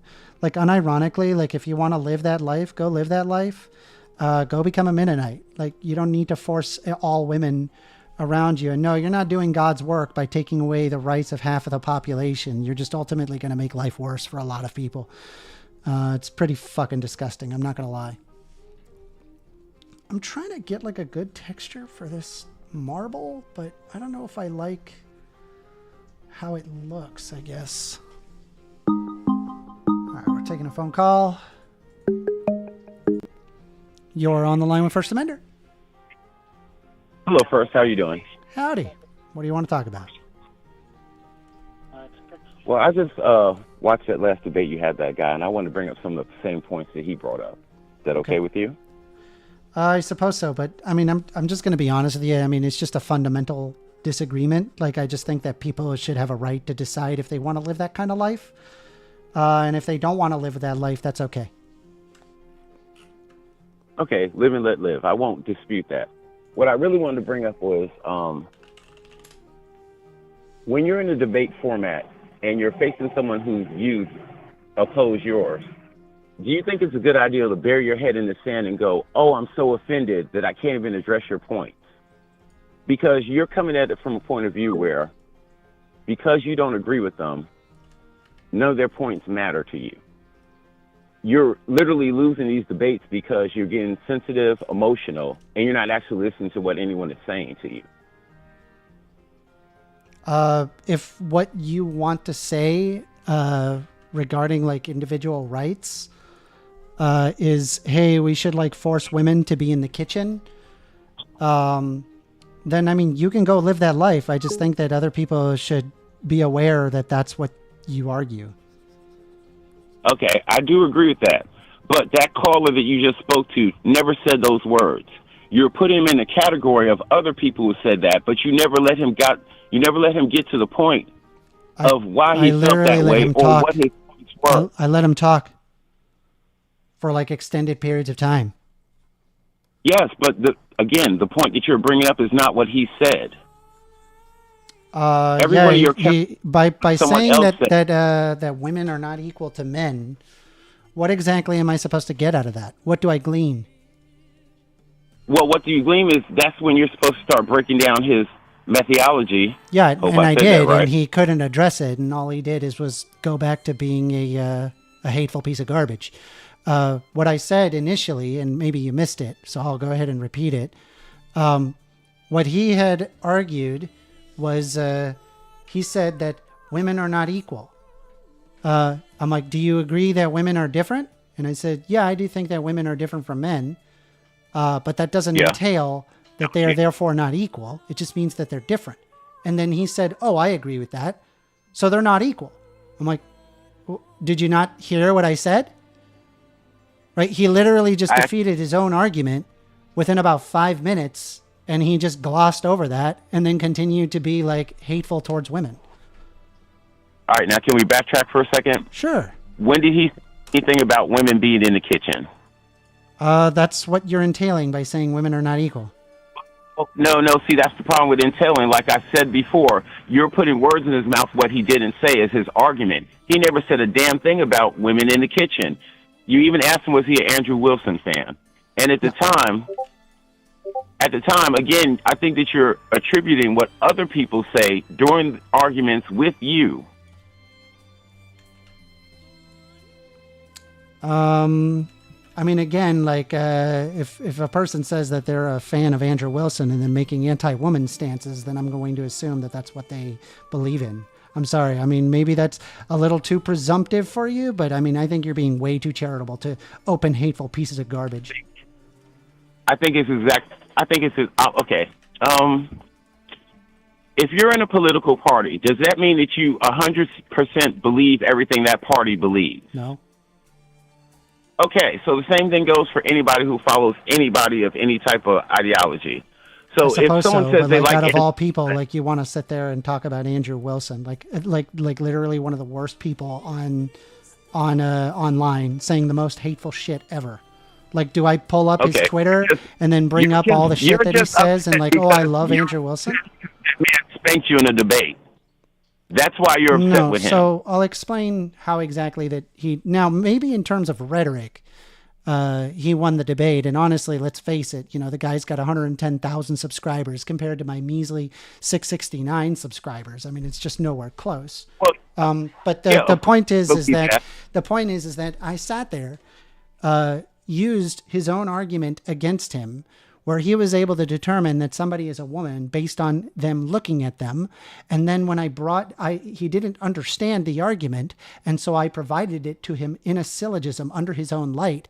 He then decided a false equivalency into a straw man fallacy, literally 2 straw men in a single argument. He took my syllogism, changed the man and woman to cat and dog, where, that's the straw man, right? And it is also a false equivalency because I'm talking about man and woman, separate taxonomic categorizations than dog and cat. And then he said, see, your argument is valid, but it is not sound. And in the moment, I sat there not knowing what he meant by it's not valid, it's valid, but it's not sound. And he was like, see, I got you. I won the debate. But the problem is that he went into the false equivalency, and he didn't actually debate the fact that he actually was able to attribute a trans woman being a trans woman being a woman by his own logic. I walked him to it. All right. Can I rebuttal now? Did you hear what I said? I heard what you said. You were speaking for quite a while. I was listening to you. I'm asking, is it my turn now? I just want to make sure that you heard what I said. Okay. This is also during that same debate where y'all had the little miscommunication about him using the term bitch and dogs, and you confusing him with saying that women were bitches. That was the same debate, right? I think I recall that. Wait, I'm sorry. We need to back up for a second because we're bouncing off from the initial subject anyway. Before we brought up the whole, I was saying to you that if someone is a fan of Andrew Wilson, that doesn't mean that they hold all the same beliefs he does. You do understand that, right? Yeah, I agree with that. All right. So all I'm saying to you is when you debate people from the opposing sides, you need to do your best to at least get them to say the actual things you want to debate, not what their general group says. If I debate you, I mean, in general, I kind of agree with you, but it's kind of like, hey, if somebody came up to me and said a person that I look up to is Hitler.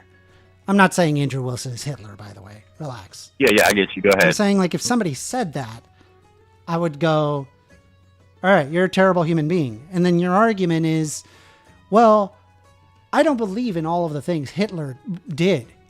And it's like, why would you say that? Do you see the problem? I'm just going to tell you right now, like, he is an abhorrent person. Wait, stop. I can answer that.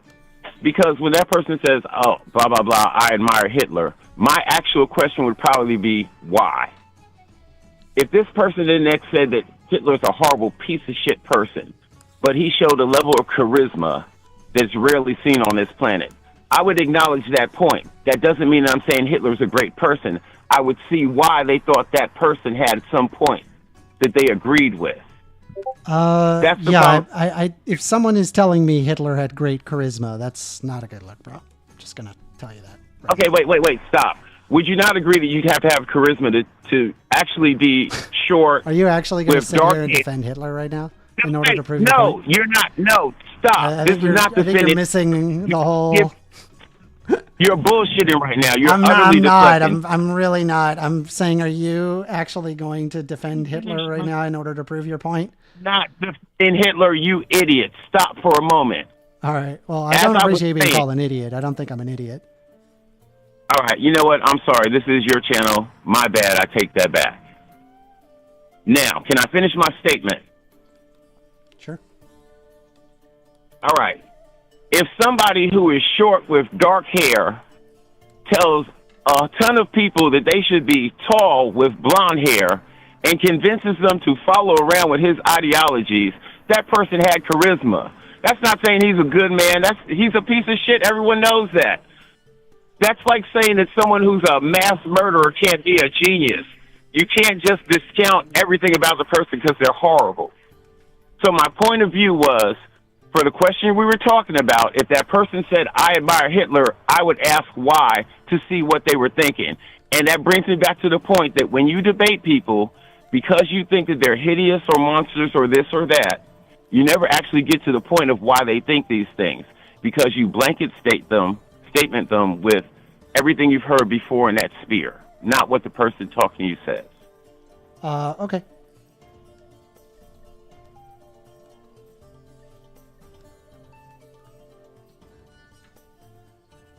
So what, you done? You tap out? Yeah, I was like, okay. All right, well, first, I enjoyed this conversation. I still want to debate you on... What do you think of my spanking and marble texture? Do you like my marble texture? Do you see? Actually, because I got on the phone, I'm no longer looking at the screen. Oh, darn. You should look at my marble But it texture. looked good. You were on the mudroom last time I saw it. Huh?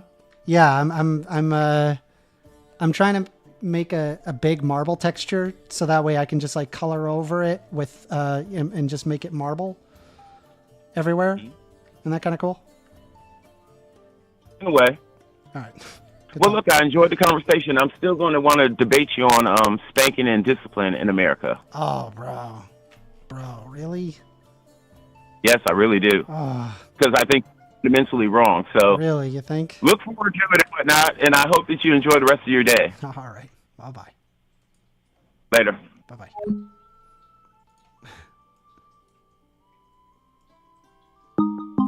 All right, we're getting another call.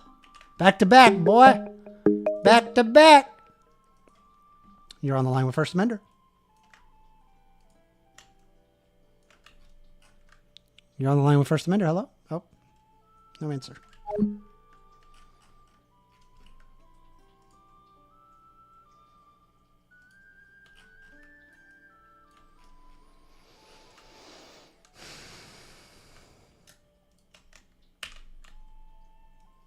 Marble.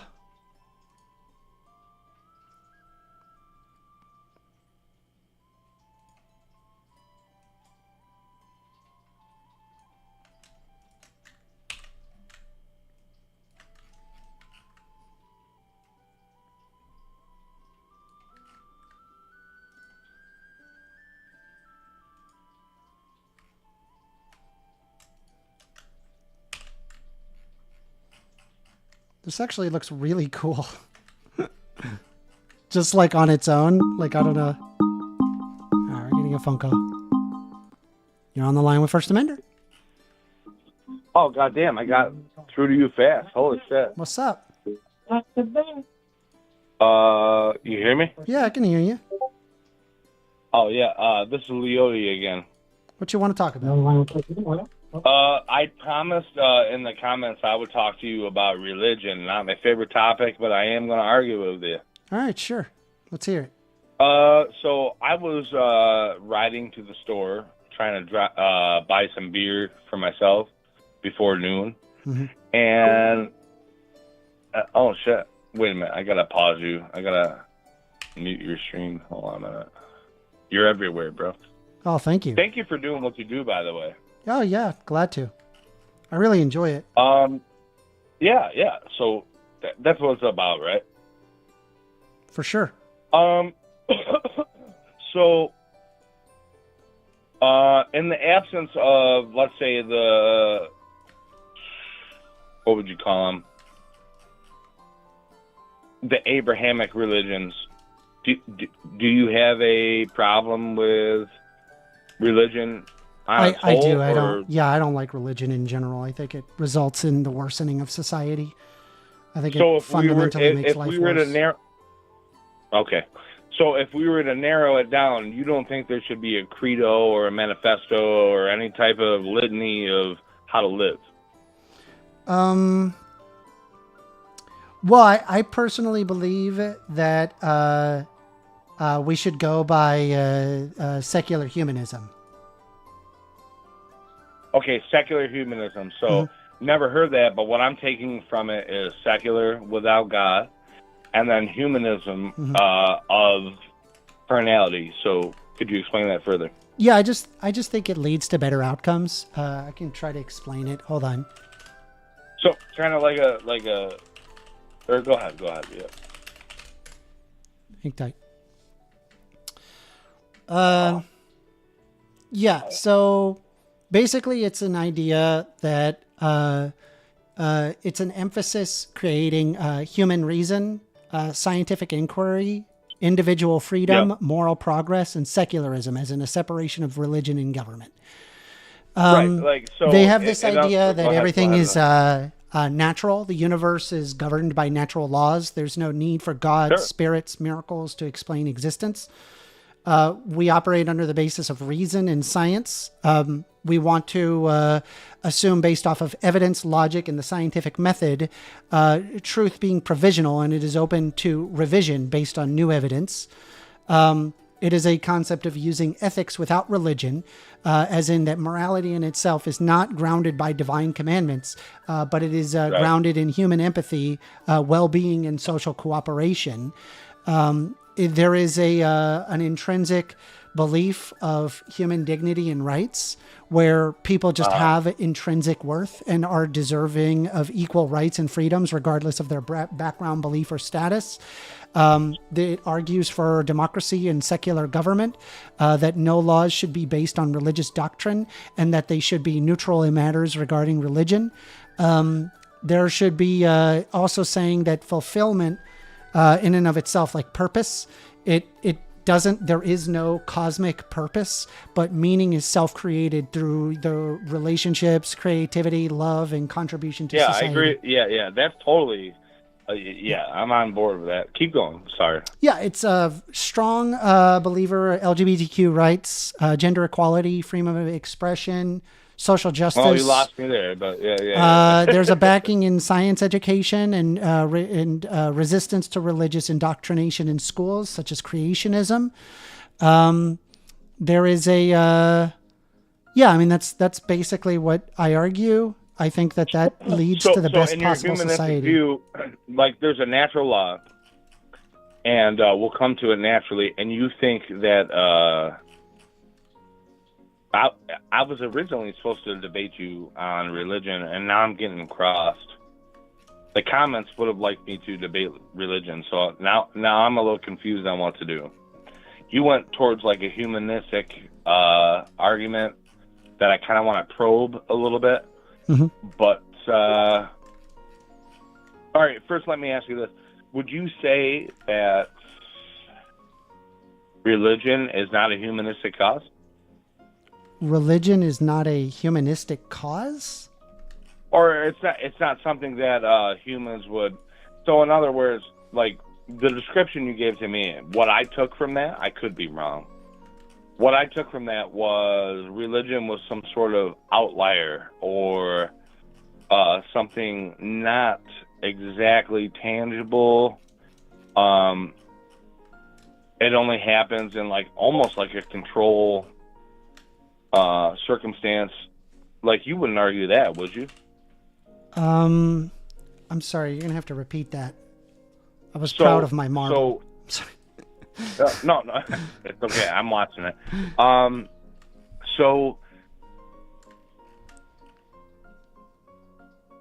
Correct me if I'm wrong, but were you not saying that like basically everything could be sorted out by like basic humanistic cause, just being and the I believe that society is a better place. Society can be a better place under the basis that we operate under a secular humanist worldview. I think that's really important. And I see currently what religion is doing is ultimately harmful. There's a lot of religions that fundamentally just make life worse for a lot of people. A lot or all religions, though? That's important for me. I think there's probably like some religions that have less of an issue, but there's Like a maybe lot of Buddhism, religions right? that are pretty awful. Yeah, like would you admit maybe Islam's one of them? Yeah, that's one of them for sure. Okay. Maybe Christianity too, I assume. Yep. Hinduism, although not naturally problematic, could be in the marital sense, or right? Are you on board with me there? Yeah, I mean, like Hinduism, I've seen it argue some pretty nasty things, and it has ultimately left a lot of people destitute because of their bigotry. Is it their government too, or is it just? Yeah, I mean, because of their government has been used to emphasize genocidal Right. killings, for example, in the name of their religion. We don't have to go that start. Yeah. I'm just trying to say. Yeah, You know, it's just awful. I just believe that these things shouldn't exist.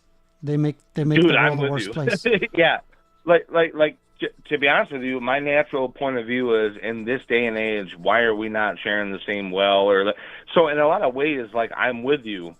I just see certain problems with pragmatism. Okay. Is Well, that fair? it's a Is that secular fair? humanism, not really, but it is pragmatic. I'll grant you that. What you? I didn't hear you. Quite It's right. a What'd you secular say? humanism, not pragmatism. Those are two different things, but there are pragmatic They worldviews could- to secular humanism. Yeah, sure. What would you say your strict definition of secular humanism is?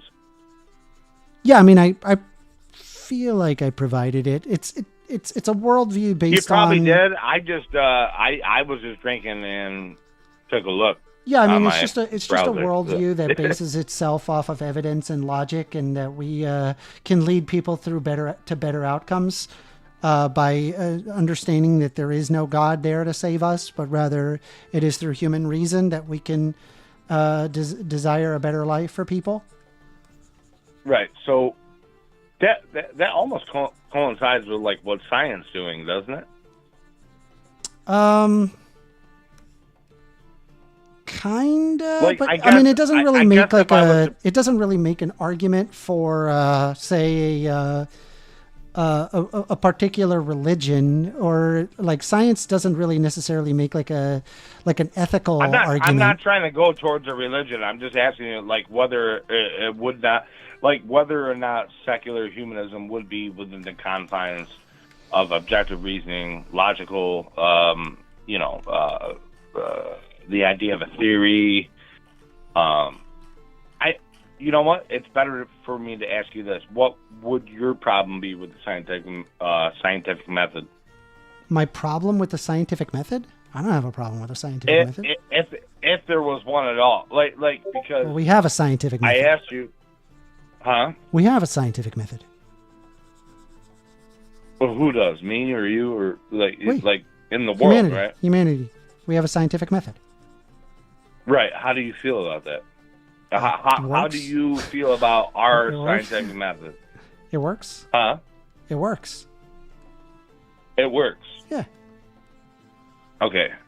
So the stuff you're telling me about humanism and all that, what falls short, or what am I not getting? In other words, Well, the scientific method doesn't make any prescriptions onto like morality. It just says like, hey, we found No. this information, and I suppose you could probably denote like, hey, we should do X, Y, Z based on that, and I suppose that would be Oh, like of course, largely yeah. akin to that's my to, point. Huh? Yeah. But that's where I'm coming from. So like, what I don't like is like you don't like pretty much all religions, right? Yeah. But we have science, but they make no prescriptions on integrity. In other words, is what you're saying. Like No, a they don't moral make value. any So, like, any moral prescriptions. They just tell you how things are. But could that be because there's no moral prescriptions within science and it's all weights and measure? Yeah. And maybe we need humans to like. Yeah, kind of I understand prescribe moral a- implications. Sure. Sure. Yeah. So now, where am I lost here? Like, guide me through this. I'm willing to learn. I mean, I'm just saying, like, I think society would be better off if we upheld secular humanism as our as our pretense for making the world a better place. I just think it would be better than a religious one. So secular humanism is something that you believe is intrinsically, like, in our bone. Like, correct me if I'm wrong, because I'm trying to understand it. So, like, you're born with a dick or a pussy or whatever. And then, like, you go through this life, and this is something we pick up, or, honest to God, like, I'm asking you, like, where does the, so you're making a judgment, is what I'm trying to claim, and at least, like, a way that we should live, and I'm wondering where that's coming from. If not God, that's fine. I'm not going to argue God with you, even though that's what the comments wanted me to do. Like, so where's that? It's just something innate and inherent. It comes from human reason and empathy. Are there things about human reason and empathy that are kind of, like, fucked up? Like murder or robbery? Yeah, well, that's the lack of empathy. So it's empathy that like that human you're reason your and value empathy on. leads us to proper conclusions. Mm-hmm. What's your degree in, first? I am a systems administrator. I have a degree in management of information systems. Okay. How do you fare in philosophy? I mean, I've read books on philosophy, and I find it interesting. I spend a lot of time reading, spend a lot of time trying to understand other people's positions and worldview. And if I find I don't understand it, I'll pick up a book on it so I understand it. How many of those philosophies do you find pernicious? Pernicious? What does that word mean? Damaging over time. Having harmful effect, especially in a gradual or subtle way. How many of them do I find pernicious? I don't know. There's probably like an amount. I don't have a concrete. I haven't really thought about it that way. Right. So what I'm trying to say is, you think everything. Okay. So human reason. What did you call it? Human reason and empathy. Okay. And this is what do you call it? Jesus Christ. Innate in me, like this is something I should possess. Yeah, human empathy is innate in all people in the sense that we are a social species and we've evolved that way. Maybe 3 examples would help me. I'm sorry. You want examples of human empathy?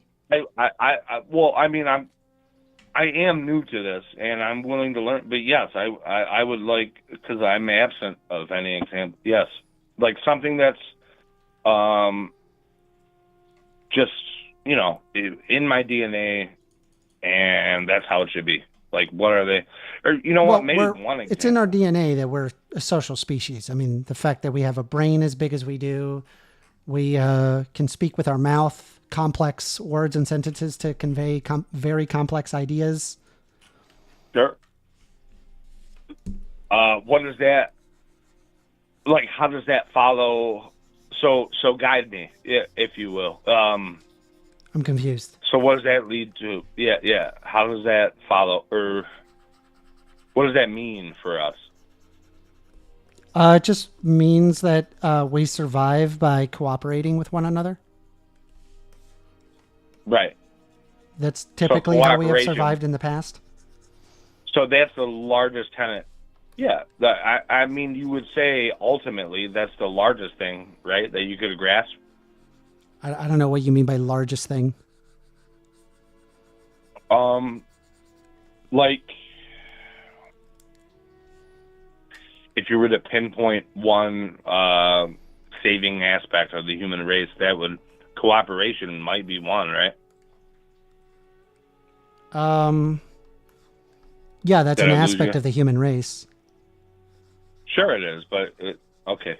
I don't know if it's like what the metric would be for like the best, or I don't know. So I want to shift it quickly to politics, and I want to know what you think of maybe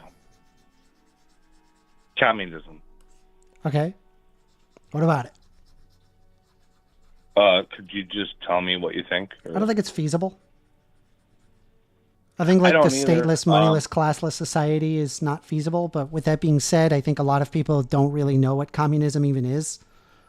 They have not read any books on it. They don't know anything about it. Yeah. You know, and I think that in itself is very pernicious. I think it would behoove us to like learn about it to understand what exactly it's arguing and what it is. Okay.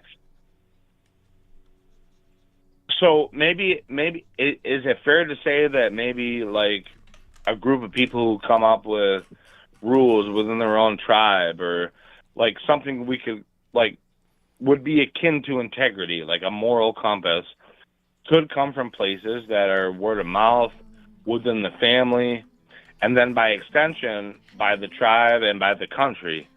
And maybe we're all operating on a system that is like hopefully beneficial to us all, or like are we not doing what like where's the fallacy in what I'm saying? Or like I don't know exactly what you even are saying at this point. Okay, what do we have wrong indignantly, like because I'm not sure what your position is.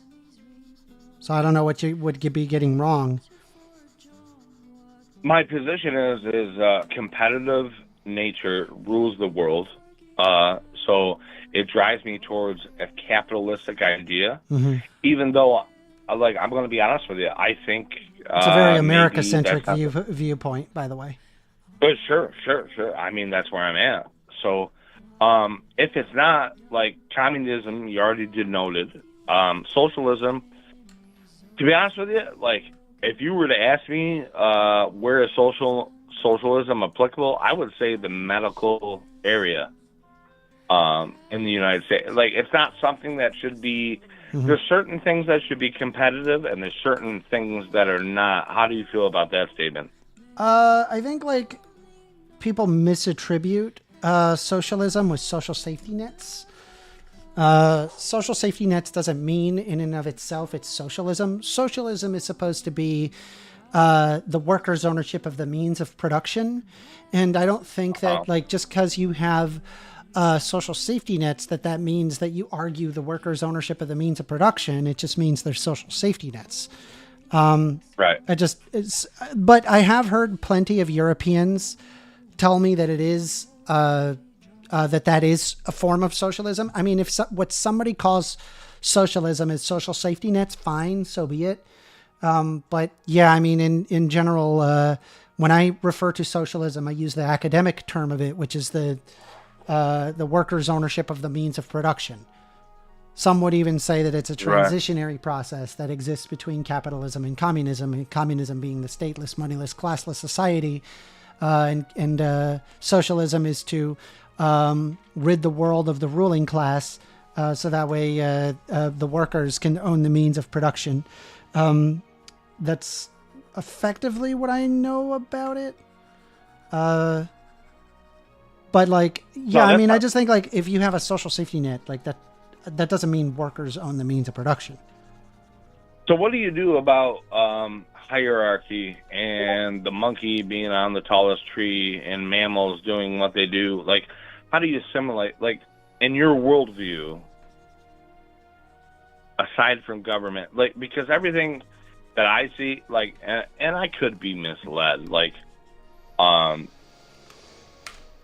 it's just, you know, it's anti-capitalism, it's men and women are equal, it's you know, religion is bad, it's almost everything that I was taught to be raised on. And I just want to argue, like, what would a political system for first look like?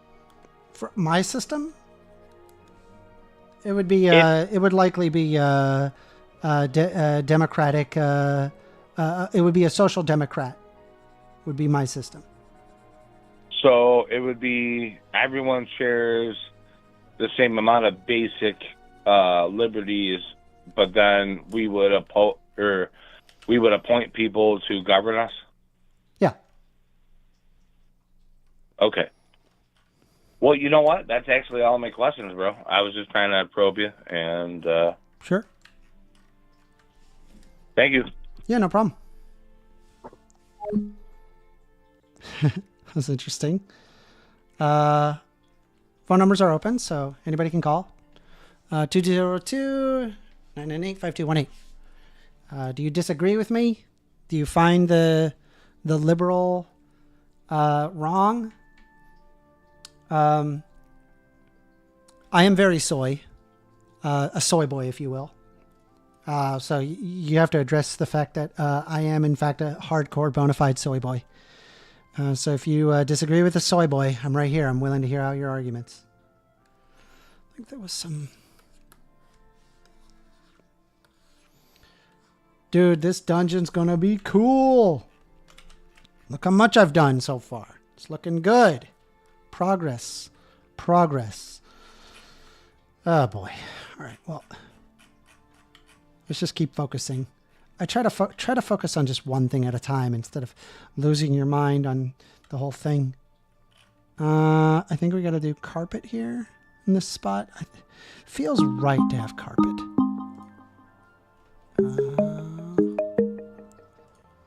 You are on the line with First Amender. Hey, what's up, Amender? It's Extremo. What's up, Extremo? Long time no talk. Heck yeah, bro. What you want to talk about? Man, I just wanted to prove a point to these jerkies on your chat room, bro. Very bad at making points. Oh yeah, go ahead. All right. Are men and women equal, bro? Yeah, I think so. Okay. Can a man have sex with another man and create a baby? No. Well, Okay. actually, no, actually, that's wrong. Yes, they can. That is possible. A man can have sex with another man and create a baby. Yep, a biological man can have sex with a trans man and then make the trans man pregnant. Yes. Why? I notice I didn't use the word trans, bro. I used the word I know. man. Yeah, I know. I'm saying It's I'm providing a caveat where it is possible where two men can have sex and have a baby. The caveat is invalid because a trans man is not a man. Good one. Okay, so I'm referring to trans man, I'm not referring to the biological sense of man. I'm referring to gender. Right, but if you were to like grab a trans man and a actual man and compare them biologically, would they be the same? Compare. Would they be equal? Repeat that. I don't understand. If you were to grab a just a trans man off of the side of the street, right, and you were to compare them biologically to you, would you guys be the same? Or I mean, we're equal in the sense of rights, or at least I would hope. equal. Well, Yeah, we should be you know, equal in the obviously- sense of rights. Yeah, I think that's well, a important. sense of right is subjective, right? Because that's based on laws and shit like that. Yeah, it's That's not what I'm subjective, but referring it doesn't mean it's not valid. Totally valid. I'm not making that argument. I'm trying to prove a point, right? Mm-hmm. That men and women are not equal. They're not the same. Well, I agree Equal. that they are different. Is it Okay. possible? Let me ask. So I'm men just and going to women are ask you: is it possible for women to be different but equal? Is that possible? Well, so just to be clear, we have already created. We're working under the premise that like rights are subjective, right? So we have to work on something that we can. Yeah, I mean, I'm both just agree is asking you, objective. like, is it possible, like, rather than going down this rabbit hole, is it possible for a woman to have the same rights as a man? Yeah, obviously. Okay, is it possible for a woman to be? You believe women are different, right? Women and men are different. Yes. Okay, is it possible to be different but equal? In terms of subjectively, yes.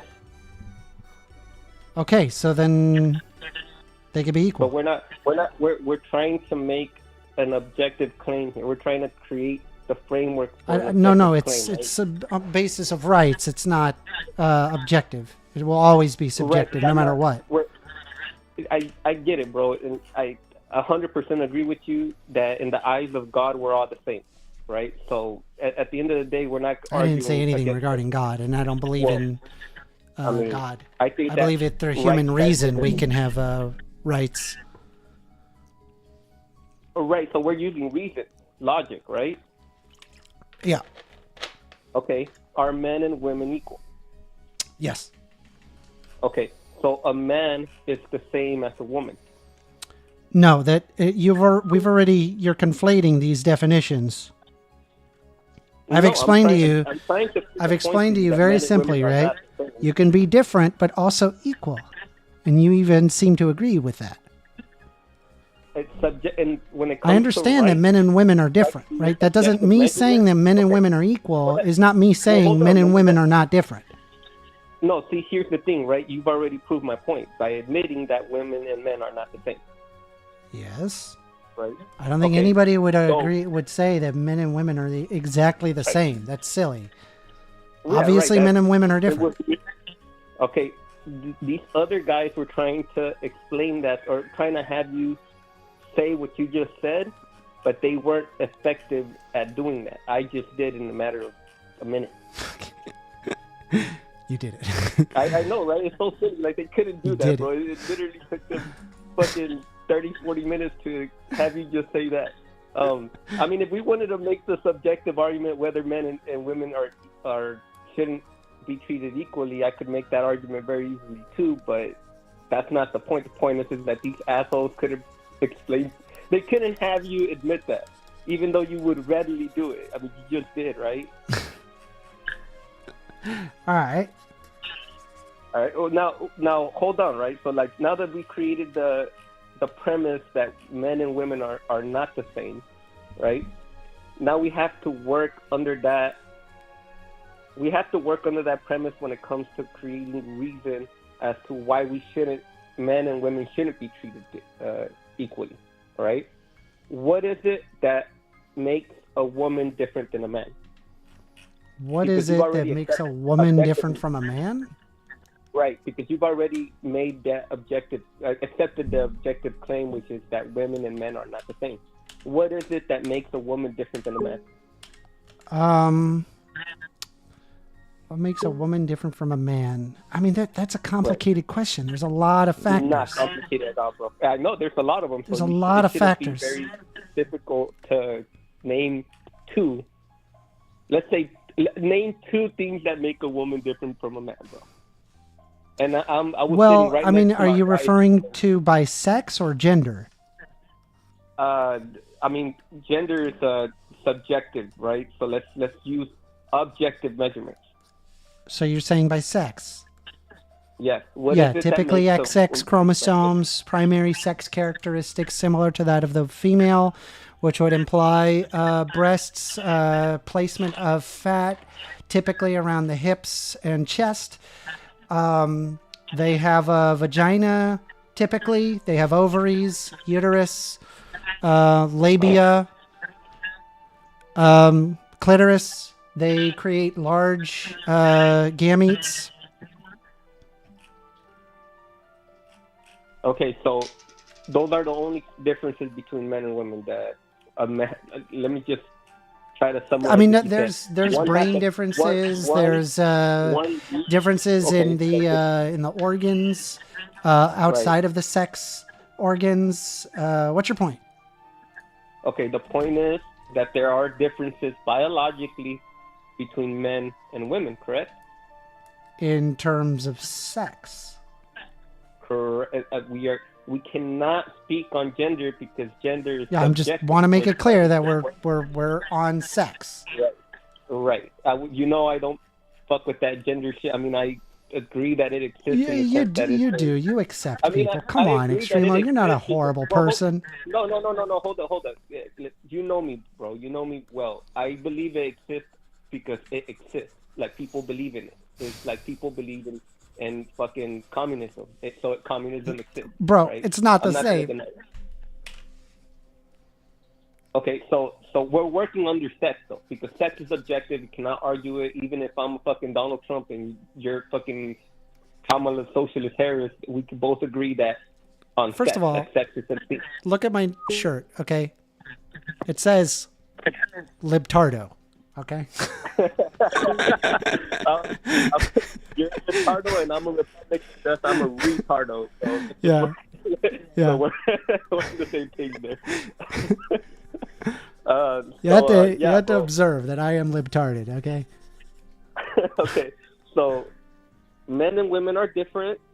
The thing that makes men and women different are biological things, such as vagina, sex chromosomes, and shit like that.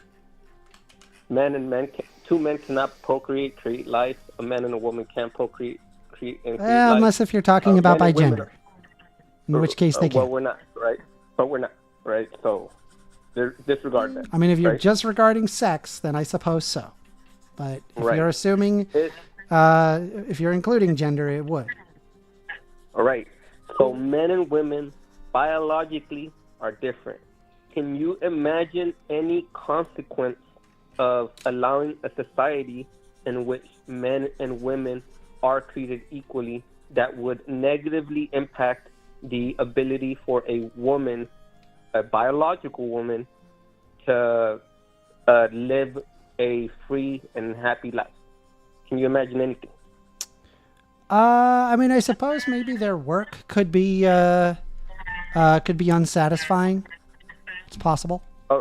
Right, because women can become pregnant and they cannot work as effectively as if they were not pregnant. Oh, I was correct? not referring to that at all. I was referring as if like they were, if it was like, if somebody is like, say, getting yelled at by their boss, right? They'd probably be very unsatisfied as opposed to being a stay-at-home mom. They would probably be more satisfied.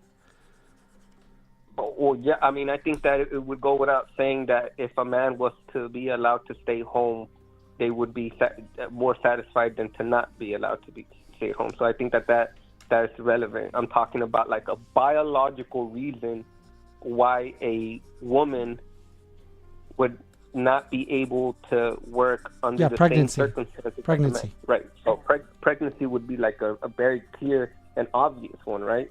Yeah. So do you think that, and you're a liberal, bro, I'm working under your, I'm doing what AWA said that you don't do, which I disagree with him. You do if it makes sense. Now I'm doing what he's saying, right? I'm working under your logic, right? Would it make sense to give women the ability to stay at home while they're pregnant? Would it make sense? Maternity leave? Yeah. That would be great. Okay, obviously, right?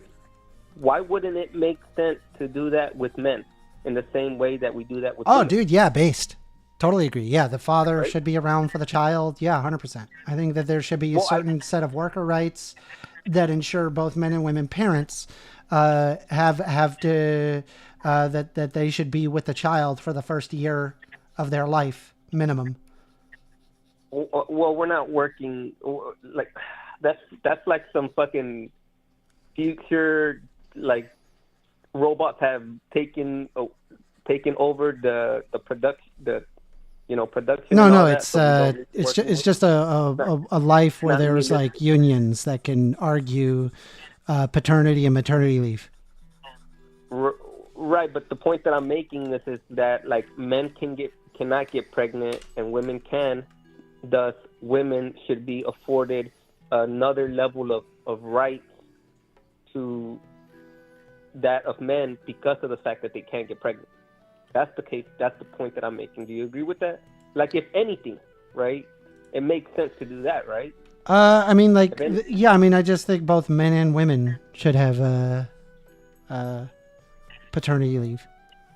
Right, but I mean, biologically, since men cannot get pregnant, it makes less sense to, afford that right to a man as opposed to a woman, because women can get pregnant.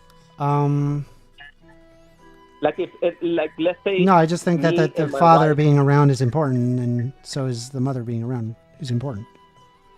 Sure, but I think that it's different there's a difference between before birth and after birth. And I think, I agree with you after birth. I think during birth, bro, I think it's more important that the woman is not stressed out, picking up heavy things, doing things like that. Whereas the man is the fucking man. He's not pregnant, right? So if he does, to him, picking up a heavy object during his wife's pregnancy is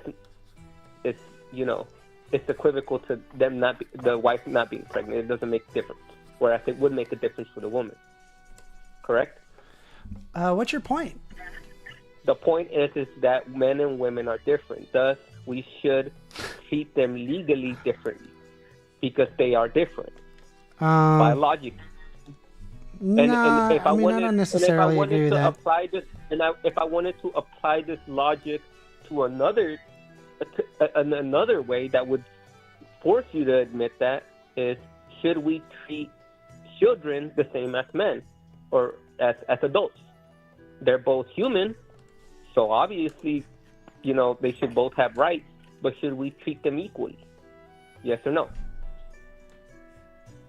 I'm sorry, repeat that? You'll have to help me out there.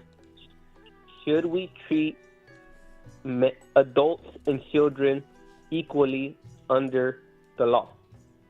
No. Because there's biological differences between a child and an adult, correct? Yeah. Thus, it logically follows that we have different laws pertaining to children that we do to adults. Yeah. What's your point? The point is that we should also do this when it comes to women and men, because there are biological differences between women and men. We cannot treat them equally under law, because it would, even though they are both humans, there are biological differences. If we were to treat them equally under the eyes of the law, I think if you're talking about instances of biological necessity, I don't think that we're effectively in disagreement about. No, we're not. I just my only concern is by saying that they should not be equal under the law. It's not implying some biological necessity where it's often implying subjugation, right? Which is my pushback.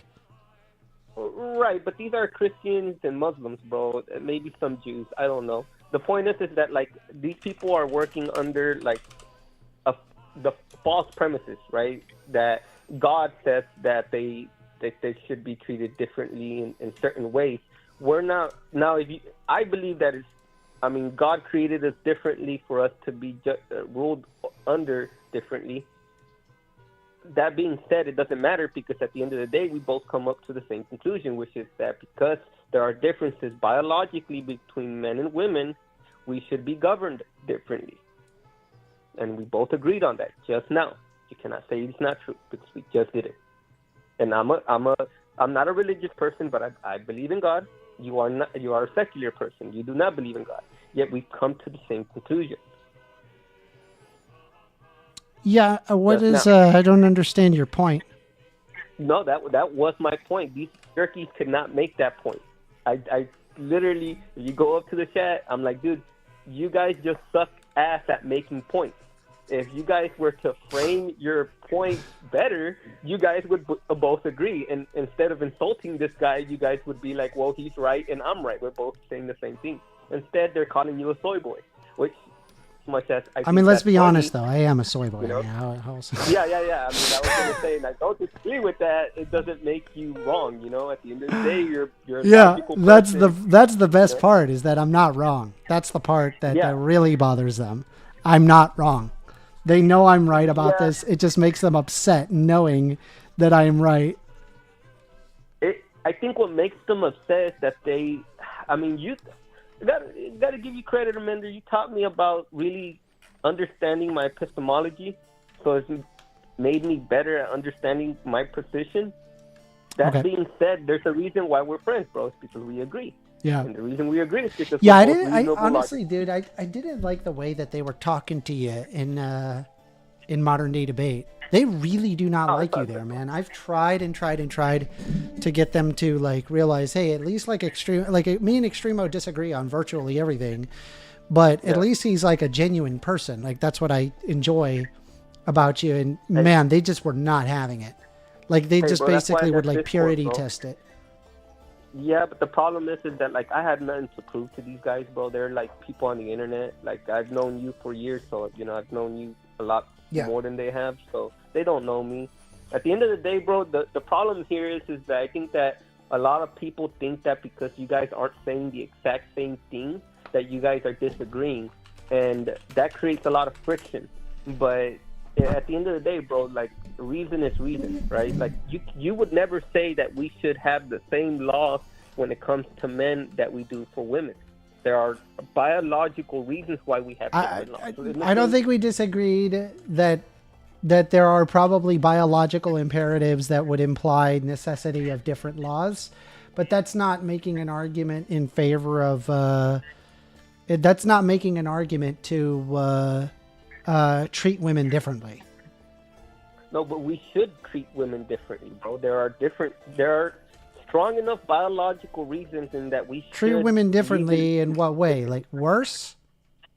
No, well, no. This is my pushback. Is that oftentimes when they mean treat women differently, they often mean worse. I'm not saying that that's what you're doing, but a lot of people do that. Well, and give me an example of this. Well, like, for example, the Andrew Wilson crowd, they literally argue that women should be stay-at-home mothers, and it's like bad that they decide to be, that they want to join into a career. I think that's wrong. I don't think it should be like that. Well, hold on, right? Should be and should be it's kind of a weird phrase, right? They're suggesting it as a better way of life. They're not making it empirically makes life worse for a lot of people by saying that it should be that way. That basically implies that women ought not have that choice for themselves to make that. It should be up to the man to make that decision. And it's horrendous. I think it's terrible, and we should push back against it. It's ultimately wrong. Yeah, I don't know if that's their position, bro. I don't follow 100% it is. That crowd, bro. Well, is that an assumption that you're making based on what you understand? Yeah, based on what they say and how they say it. Yeah, absolutely. I'm gonna make that. I'm gonna make that claim. 100%. I've heard the debates with them, bro. They're I've never awful. Heard them say. Well, I've never heard them say that they want to create a law in which women cannot work during pregnancy. Yeah, that's their scapegoat. But they openly argue that. Well, I've heard them by arguing, saying that women should be stay-at-home mothers. They have to. You ask them, okay, so you think women?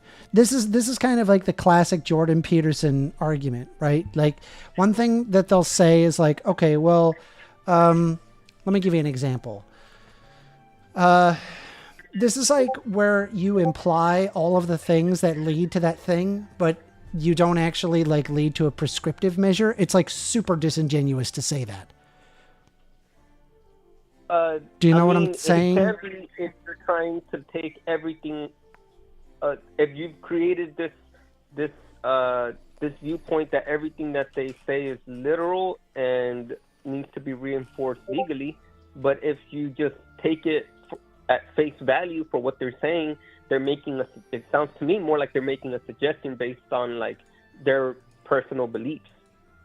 Yeah, they are making They are making a suggestion based on their personal beliefs, and it's an abhorrent view. Well, no, because I agree with them on that position, but I think that women should be stay-at-home mothers. Well, hear me out, right? I don't know if there's a study on this. You're probably better. What if a woman decides they don't want to do that? No, that's them, right? But no. I'm asking you. You said you agree with it. Well, so hear me I'm out, asking right? you. Do you think that if you believe that women should be stay-at-home mothers, what if they don't want to? Okay, I mean, they don't want to. They don't want to. But hear me out so that you can understand my position, right? I think that I don't know if this is the case. Maybe you understand the studies better. Maybe there's a study out there that you know about that proves me wrong. I doubt there is, but I think that like children reared by a parent that stays at home have healthier mental faculties than children that have two parents working. Maybe I'm wrong about that. Maybe a society of children reared by people other than their parents creates a better society. I don't know. Maybe that's how it works in Scandinavia, but it seems to me that like in those European countries in which parents are afforded maternity, women are and men are afforded maternity leave, have better societal outcomes. I agree with you, but that doesn't imply that implies that women have the right to be able to go and take care of their kids during those developmental stages, which I'm perfectly in favor of, but that in no way implies that women should be stay-at-home mothers. I just think that ought be up to the mother to decide whether or not that they want to be working or if they want to be a stay-at-home mom. And we shouldn't befall somebody for deciding to work or treat somebody badly if they want to be a stay-at-home mother. I think it's terrible to argue in either side of that. I think it's like, hey, how about this? How about this? Yeah. Leave women the fuck alone and let them live their life as they see fit. How about that? But we just agreed, though, bro. We just agreed on the important principle being that a society in which a parent is able to rear a single parent, let alone both parents, but a single parent is allowed. No, hold on. I'm still stuck here, right? Because it's like, do you agree with leave women the fuck alone? Women are humans and thus should have civil liberties and ability to judge things for themselves. Absolutely. Yeah, hell yeah. Based. Great. We're in perfect agreement then. We don't disagree with one another. No, I've only been pointing out that we agree. Right? Yeah, well, you're fundamentally at odds against the Wilsons with that position, right? The Wilsons argue that all women should be stay-at-home mothers, and honestly, like if that's what people want, if that's what they want, I mean, they can go do that. And if they want other people to do that, I don't know, man. Go become a Mennonite. Unironically, just go be a Mennonite. Stop wasting everybody's time by wanting to take away rights of people. Just be a Mennonite. The point that they're making is one that you agree with. No, I don't agree with them at all. But you just did, bro. No, you just did. I'm not even going to like say that you're lying or this and that because you agreed that if a woman chooses they want to be a stay-at-home mother, that's fine. But that's not what they're arguing. They don't argue the choice of a woman to go to work. They just they like hurling insults at women for wanting to go to work. But we're not making the claim that they should be legally forced to do that. But by making that argument, by making the argument that women should be that basically implies a legal argument. It really does. And it's like, it's so fucking disingenuous to sit there and pretend that that's not ultimately what they want, or that they would not be satisfied that it gets upheld by law. Well, and I just disagree with you here. I really do. Okay, maybe, but maybe I'm just being like very fucking generous to these people, right? But I don't know this. Right. I've also known that's again one of the reasons why I left Discourse because everything's so. I know it's ironic that I'm saying this, but they're extreme, right? These people call themselves fascists and say that we should legally force people to do things. That's not my position, bro. What I'm doing is creating a framework of what creates a better society, right? And we both agreed that a society in which a mother is, or even a single parent is able to rear their children during the principal years of their life creates healthier human beings. And we again are not in disagreement there. We're not in disagreement about that. Right. So it would go without saying that it is better if that is. Now, my point being is that because of that is the case, and we both agreed that is the case, it goes without saying that there are reasons why we shouldn't have legal differences between men and women. We just have to, bro. We've already discussed this, so we're just going over the same thing again. All right. No, I know, but that's the magic of it, right? These jerkies just have this failure to do this. I don't understand what it is. I'm a Republican, bro. You know that. We are so fucking different intellectually, bro, that I cannot even fucking... There's like the longest list of shit that we disagree with, but there's things that we just principally agree with that are just factually true, and they cannot pinpoint these things. They cannot have you admit these things because they just hate you, bro. They hate you because they're jealous of you, bro. Hey man, I don't care. I don't care. At the end of the day, I don't give a fuck. You know, they can sit there all day long hating on me. I don't care. No, it's don't bother me at all. It bothers me, dude, because you're a good dude, bro. Dude, I mean, you'll see. Give me time, man. This channel will grow. Bro, dude, it is growing, bro. These guys are hating on you because they ain't you, bro. And you gotta just like the most of everything, bro. It's when people are just unreasonable like that. Fucking pisses me off. No, for sure. Hey, man. Good talking to you, bro. Salam alaikum, dude. Yeah, God bless you, homie. I'm going to still listen to you, though, man. Sounds good, Extremo. Thank you. I appreciate it. All right. Yep. Throw me a dono if you like my work, Extremo. Just throw me a dono. You like my work? Throw me a dono. You don't have to. I'm just fucking with you. That fucker's got money, though. That motherfucker. That son of a bitch. He definitely makes more money than I do. Motherfucker. Running his own business. All right. Back-to-back calls. You're on the line with First Amender. Hello? Hello. Hey, how's it going? How you doing? All right. Good to talk to you. Been watching you somewhat recently. Cool. Sick. All right. I want to discuss with you about how you were talking about with men and women as far as I think you said that at minimum both parents should get a year maternity leave. Fuck yeah, that sounds based.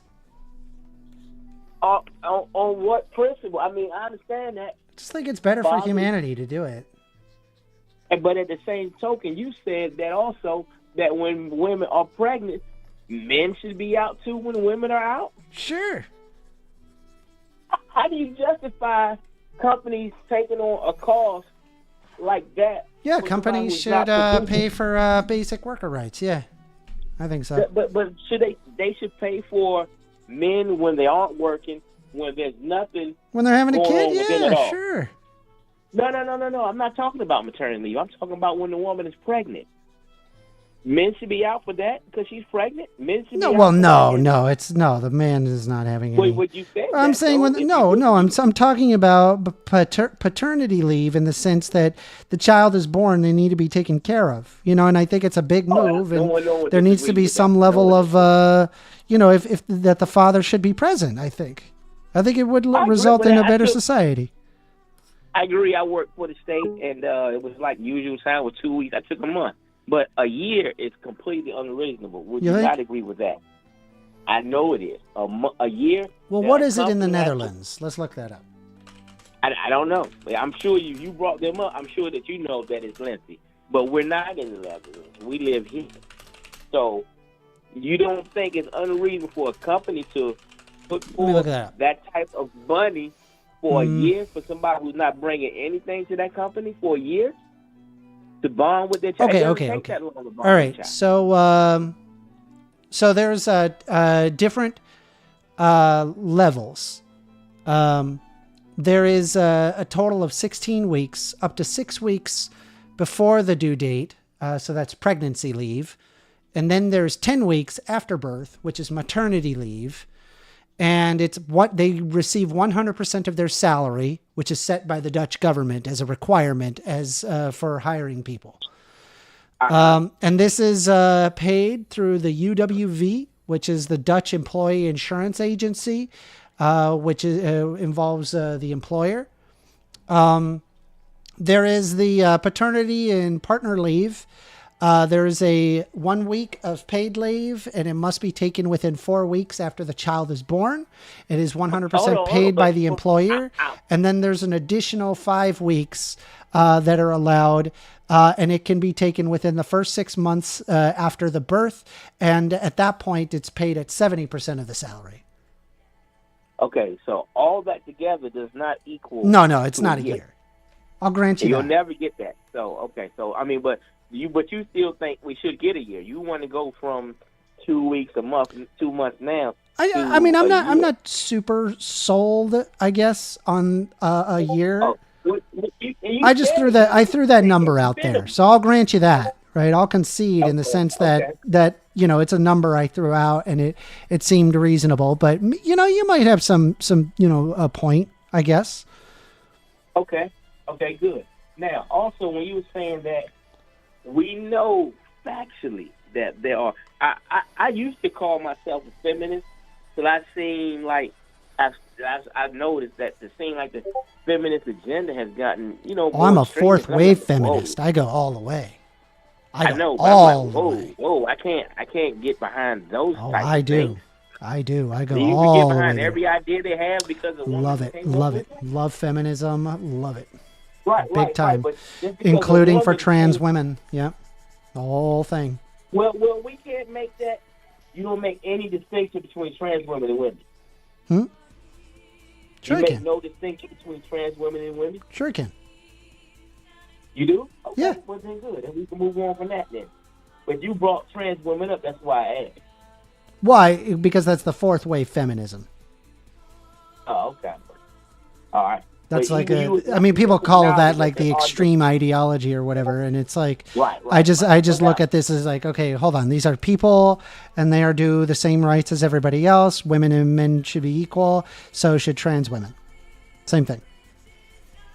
I agree. Every person, we're all human beings. We all should be afforded human rights. Basic floor and the city should be the same for humanity. Are we in agreement there? Repeat that. I say the floor and the ceiling should be the same for all humans. The floor and And the the ceiling. ceiling. Oh, And okay, the yeah, ceiling. I see what you're saying. Yes. So, but we do acknowledge that there are differences between men and women, correct? Sure. I know you've done that. Sure. Yeah. Sure. I don't Just disagree with like that. And you've acknowledged there's difference between women and trans women. Yeah. Okay, so if that's the case, why are you? I'm saying you. Why are you so adamant about being against people who don't view that if someone is born as a man, that this person is forced to view this person as a woman, even though every characteristic about this person is masculine, except for gender roles. But now I must view that person as, what I don't see. Now, granted, I'm saying it as a person who respects people, and if that's who you see yourself as, I respect you, whatever name you call yourself, I respect you as that. So I was stopping you right there. I'm referring to an aspect of what's called the difference between gender and sex, which is what makes somebody transgender. Right. That's literally what that is. Is understanding that gender is different from sex. I agree. I understand you completely. Yeah, and so when I'm referring to the rights of trans women, when I say trans women are women, I'm referring to it under the basis of gender. Okay. However, when you say that, that is not the argument that they are pushing. Correct? No, that is the argument. I'm like one of the most staunch pro-trans supporters out there. That is the argument. That's the argument that you're pushing, but that is not the argument that, I don't know if people are pushing it. Maybe it's twisted by other people. That's very possible. But what I'm saying is that when you hear people saying, oh, you won't date a trans woman because you're phobic. Oh, no. You could decide if you want to date a trans person or not. Like that's your choice. It's your bodily autonomy to do so. But you do hear people saying that if you choose not to. Yeah, I mean those people are crazy. I'm just going to tell you, those people are crazy. Great. Wow. I don't support that. Saying that because I think people should be able to decide if they want want to date a trans person or not. Right. Up to because them. I'm a moderate Democrat, and I hear some things, and you come off and you acknowledge that you're an extreme leftist. I don't know if I'm I'm not an extreme leftist because like a lot of You like haven't extreme. said that? I'm sorry. I thought you said that. You. Yeah, a lot. There's like a lot of people. They I think that they think that I'm an extreme leftist, but like Well, at when the end you of the say day, a I'm fourth a level- capitalist. when you I say- am. Like I'm just When you say like I am a fourth capitalist. level, when you say fourth level feminist, that kind of fourth ties wave. and ties with that kind of goes with extreme liberal, correct? Yeah. Okay. All right. You know what? So far, we're agreeing a lot more than I thought. Yeah, see? But I'm not so bad. But I am a soy boy liberal, so be careful. Careful. okay. Oh yeah. Careful. My soy will rub off on you. Okay, this is not the first time I've watched or listened to your show, so I'm aware. But at the same token, you have to also Just wait. You're going to acknowledge- be like, man, I don't know. I think I kind of want to get a man bun and drink kombucha now. Oh, never. Hey, I have a teenage daughter. And like one of the last dolls I bought her, the guy had a man bun. I was so upset. Yeah, She laughed, really? but I said- Because of a man bun? I said, if I had known that he had a man bun, I would have never bought this dog. Oh, my God. That's funny. That's funny. And this is not about feminist or I just don't like man buns. That's just my personal choice, and I don't want to put forth. And the thing was, the dog was I think he was a barista.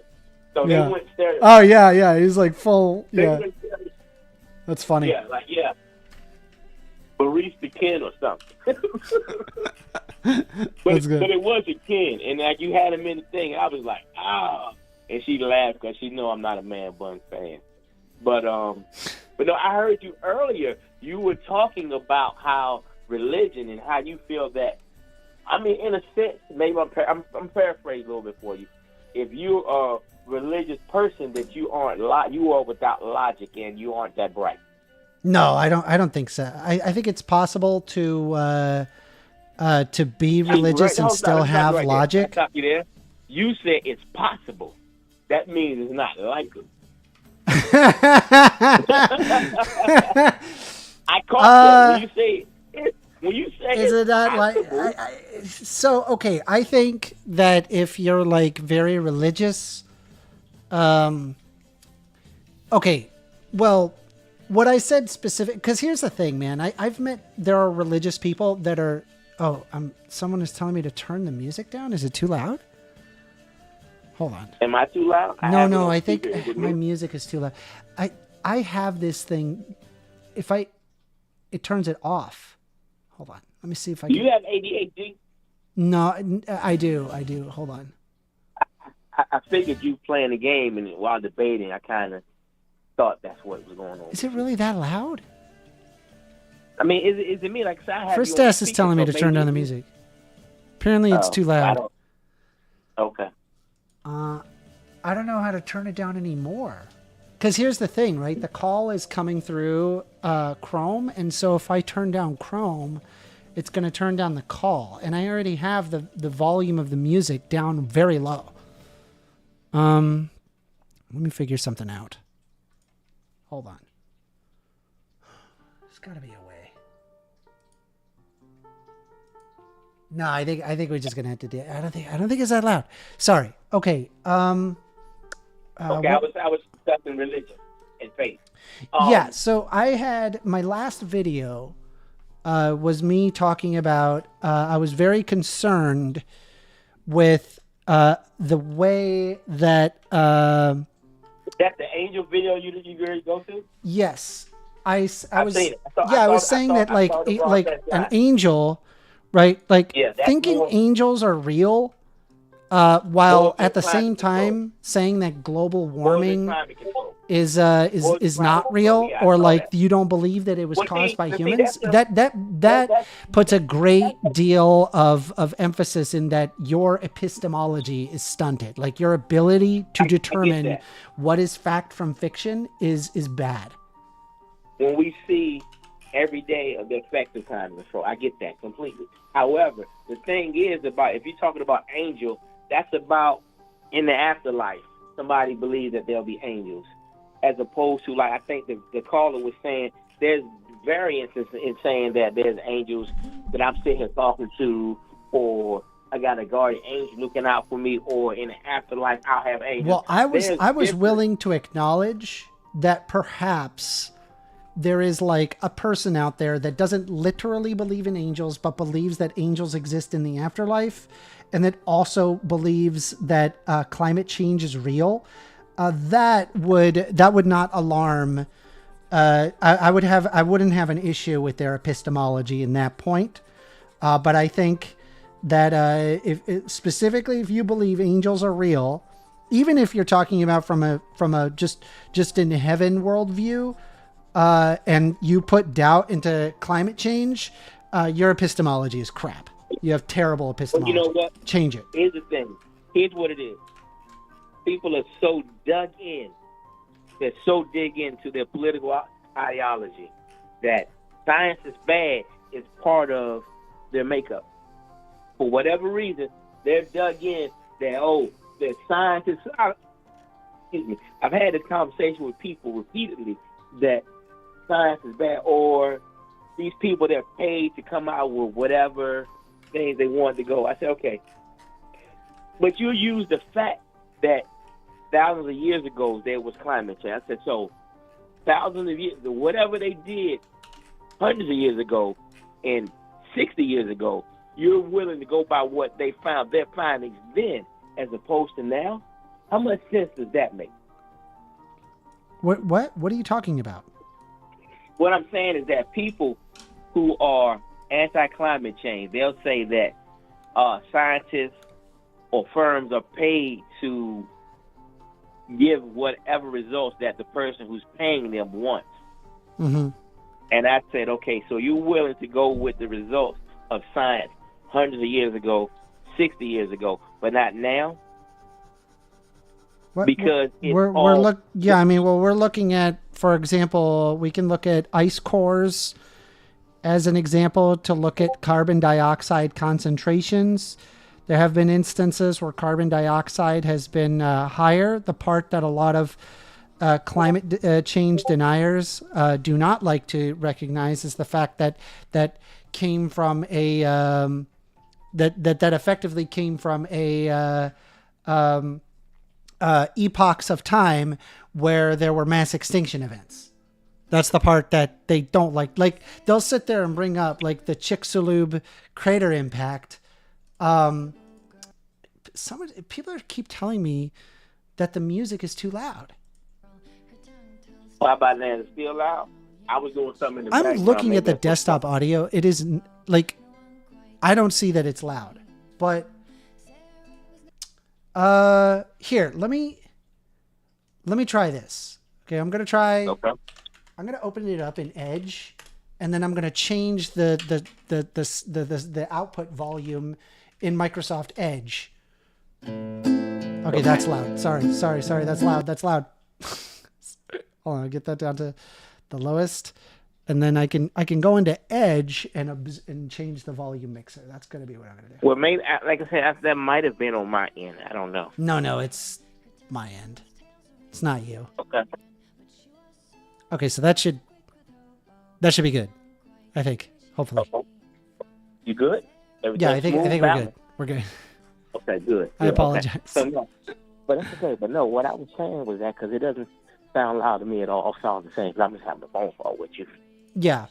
Well, it's okay. I got it. Okay. But no, what I'm saying is this: that when these people are willing to go with science from 70 years ago, but not from last year, not knowing that, the differences that are available and what we have, it's not about the sciences. It's about them being politically dug in. And for them, I don't know what they're saying at home when they're by themselves, but when they go online and having a conversation with you, they can't admit that you're right and they're wrong. Oh no, for sure. That's it's tribalism, like we always talk about. It's tribalism because they know that they can't dig in. These are people who are willing to lose family and friends.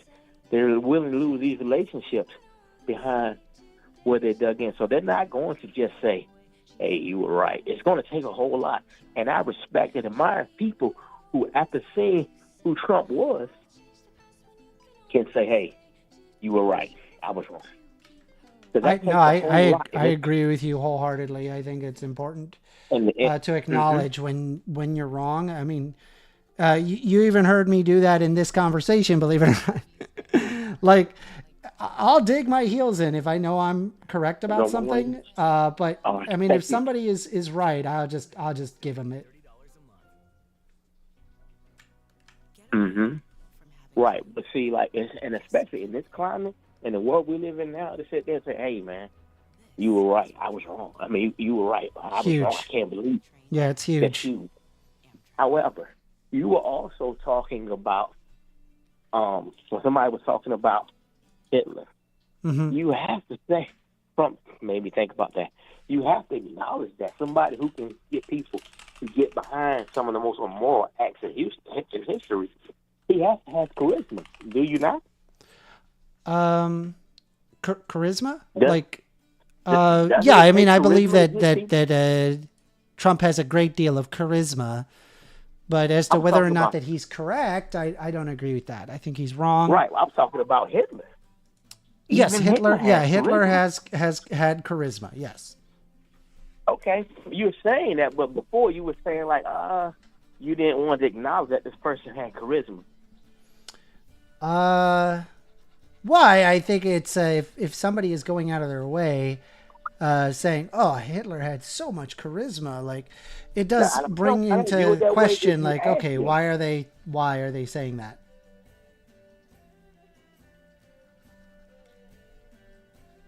See what I mean? No, but what I'm saying, you're not acknowledging the fact that why is that person saying that. You have to say, hey, what's the reason you're saying that? I think the viewer was pointing, the caller was pointing out, hey, ask them why they bring up something. Anything positive is viewed as a positive trait for Hitler. And if you're saying it takes charisma to be able to get all these millions of people to go along with his activities, people that they just used to work with, live in the same city, state, country with, and now they're being rounded up and never being seen again, and they co-sign that. Does it take a great deal of charisma to get people to go along with that? I would say it does. It depends. It depends. Sometimes it didn't necessarily require charisma, but rather a willingness to obedience. A willingness to obey, you say? Yeah. Okay, but I mean, there's a. Have you ever heard of the Milgram experiment? I don't believe I have. Yeah, so it's this thing where basically that they were able to get a bunch of people to do horrific things by just having an authority figure tell them what to do. It was an experiment where they were being told that they were going to be shocking somebody with electrical signals if they got a question wrong. And that the shocks would get progressively more and more intense. And basically what happened is that, they would had, the dials themselves had like a voltage on it, where it would say, okay, you start with 10 volts, then 20, then 30, then 40. And it went all the way up to 450 volts. And the people start giving them what they wanted to say. What? It's saying the people start giving them what they thought that they wanted to hear. Yeah, so they would basically be requested, right, to ask them questions, and then when they get it wrong, they have to shock them, right? And they were being told that, hey, this is part of an ongoing experiment. And basically all it took to get people to shock people to lethal levels. And by the way, they had like recordings of, say, for example, like people screaming in pain, like they could hear the screams in pain, like through the wall, as they administered a shock. And they would they would make it realistic to where it was like, okay, after a certain point, the person on the other end wouldn't even respond to the screaming, like they just stopped responding. And they so this is what would happen. They would like start with the questions, and then they would, it would start off pretty lighthearted because it's like, oh, haha, I'm shocking them. But like you would hear like really nasty screams, on the other side of the wall. And they would just ask the authority figure who was just sitting in the corner with a lab coat on, and he would just simply say, please continue with the experiment. And that was it. That's all it took to get them to basically do abhorrent things. They found out more than half, I think it was exactly half, the regular people would just do these abhorrent acts by just simply being told what to do. There's like an aspect of the parent of being told obedience by your parents that instills all the way through adulthood. Let me ask you something. You ever heard of the game Among Us? The what? Among Us. M-O-N-O-G. Yeah. A-M-O-N-G. Yeah. That's like, I think it's based on like there was an experiment in some country where they said that there's a person here that is, I don't know, that's doing abhorrent things, or there's something that's, negative to the community. And they were out there weeding people out, looking for them. Basically, the premise of Among Us was real. Okay. They had done that like in the decades ago. I don't want to give a year, but they had done that actuality decades ago, and people went along with it. Yeah. So we're kind of saying that's kind of the same thing. So, let me see if I can. Yeah, there's an old video on the Milgram's experiment. I don't know if I should. I'll AWOL, look it up, though. AWOL is saying, wow, just wow. First, can't even admit evil people can have charisma. When did I say an evil person can't have charisma? I literally admitted it. Like what? You admitted it. You said it earlier, but you did admit it. You finally admitted it, but you did say it earlier. Yeah, anyway. I have a hard time saying anything positive about Hitler. How about that? That's probably more accurate. But see, that's why.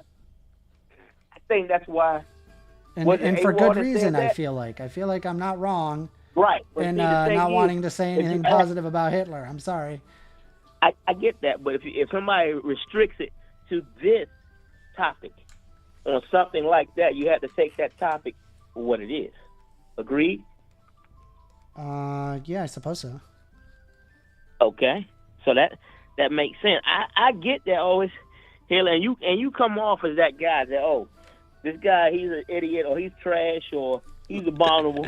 Nothing he does. No. Listen, you got to get it right. Listen, don't disparage me, okay? I'm a soy boy, all right? All right? I'm a full-blown, you're saying that, bona fide soy boy liberal, okay? I got my legs crossed right now, okay? You don't see it, but my legs are crossed. Okay. Okay, but that's how much of a soy boy liberal I am. Oh, I mean, you're proving the case. That this leg cross picture comment. We accept your plea. But no, what I'm saying is that you have to judge something for one thing on that person. You look at Trump. I think when the media came out with Trump, he was running the first time he was big. Yeah. And the media, they tried to just, discard him and say, okay, we'll show these things he said. And, people be like, this guy is kind of racist but what happened was that he got more big.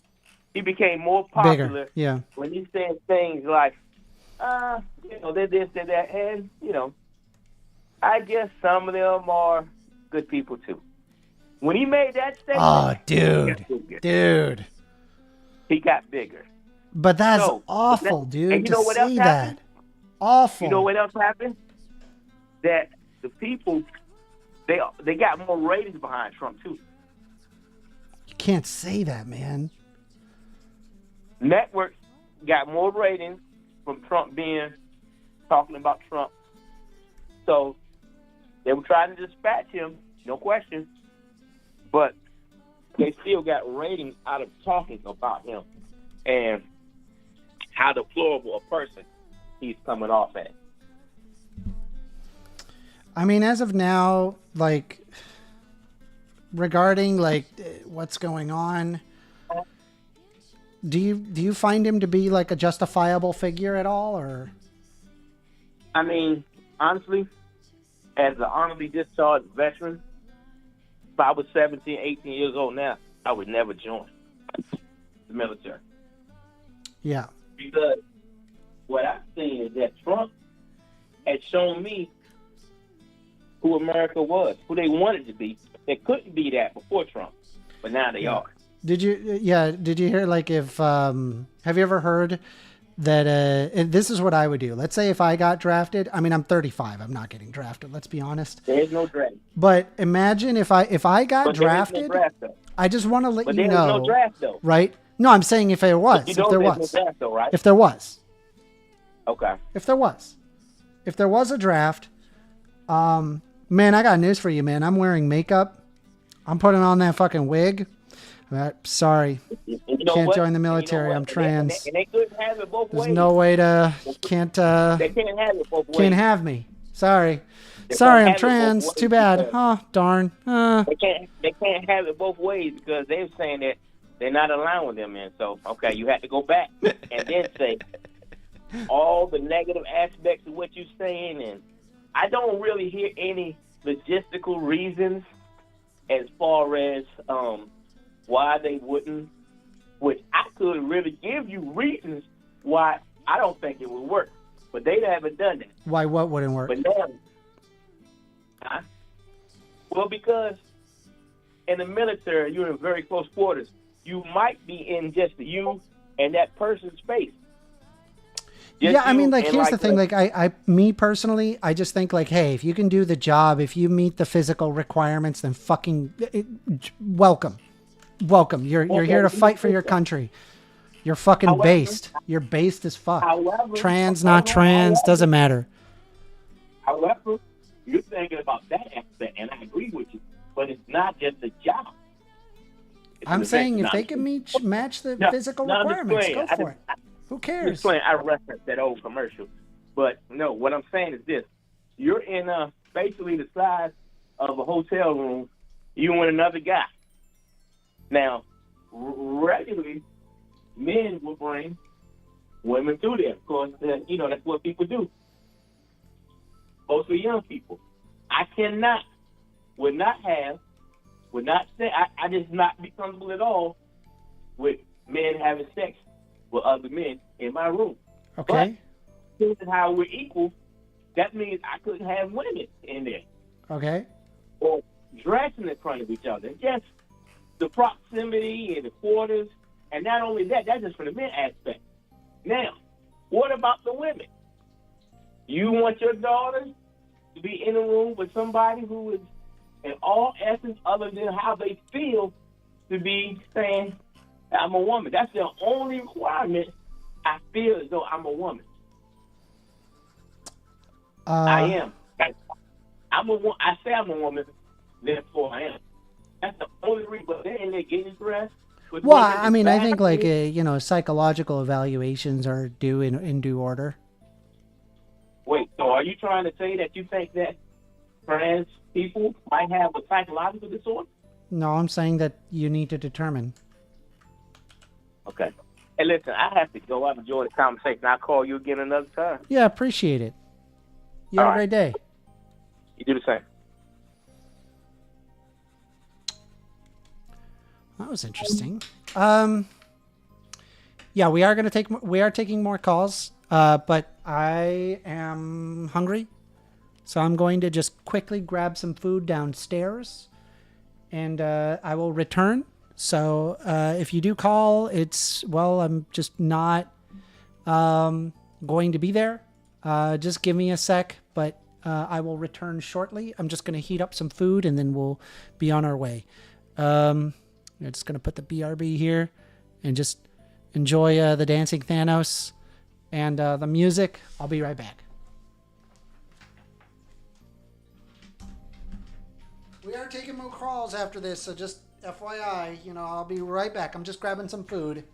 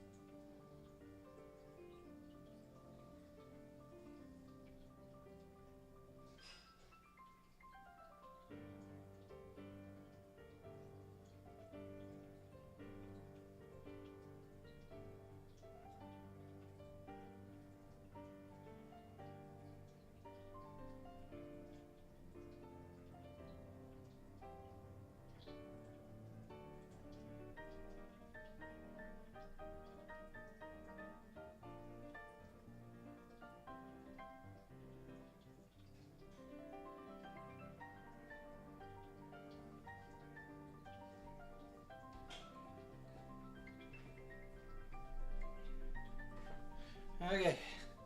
All right. Okay. We're almost ready to take calls. We're almost ready. Okay. Okay. All right. Okay.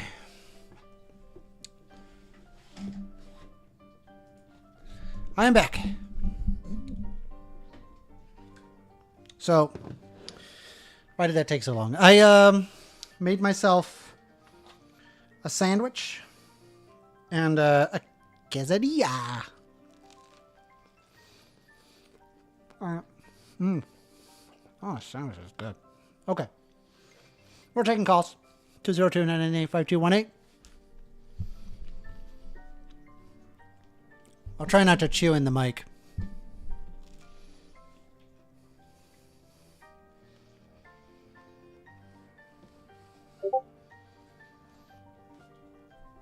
We are taking calls, so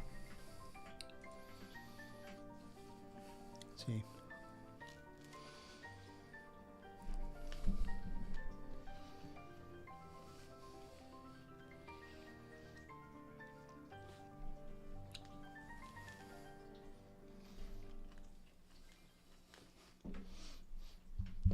No, it's drawing. It's coming along well. Take a look.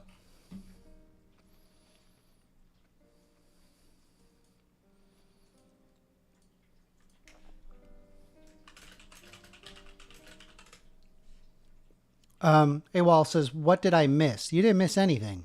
I just cooked myself some food, and I am now enjoying my lunch.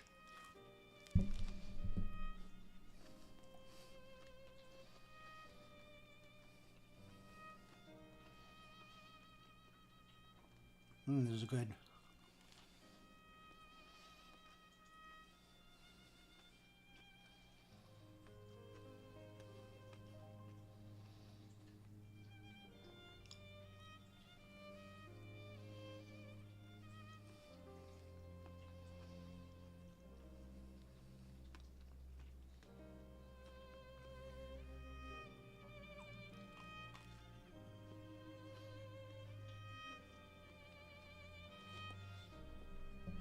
What, no callers? Come on, I got my favorite shirt on. It says Libtardo. I should have different shirts. I should have like a trans shirt, an I'm with her shirt.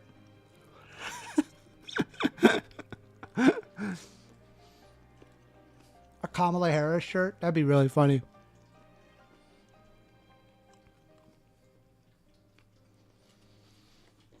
We are taking calls. 202-998-5218. Do you disagree with the hardcore bona fide liberal? I'm right here. I was talking about earlier cars. Cars suck. I hate cars. They suck. They suck. Nobody likes cars. They're shit.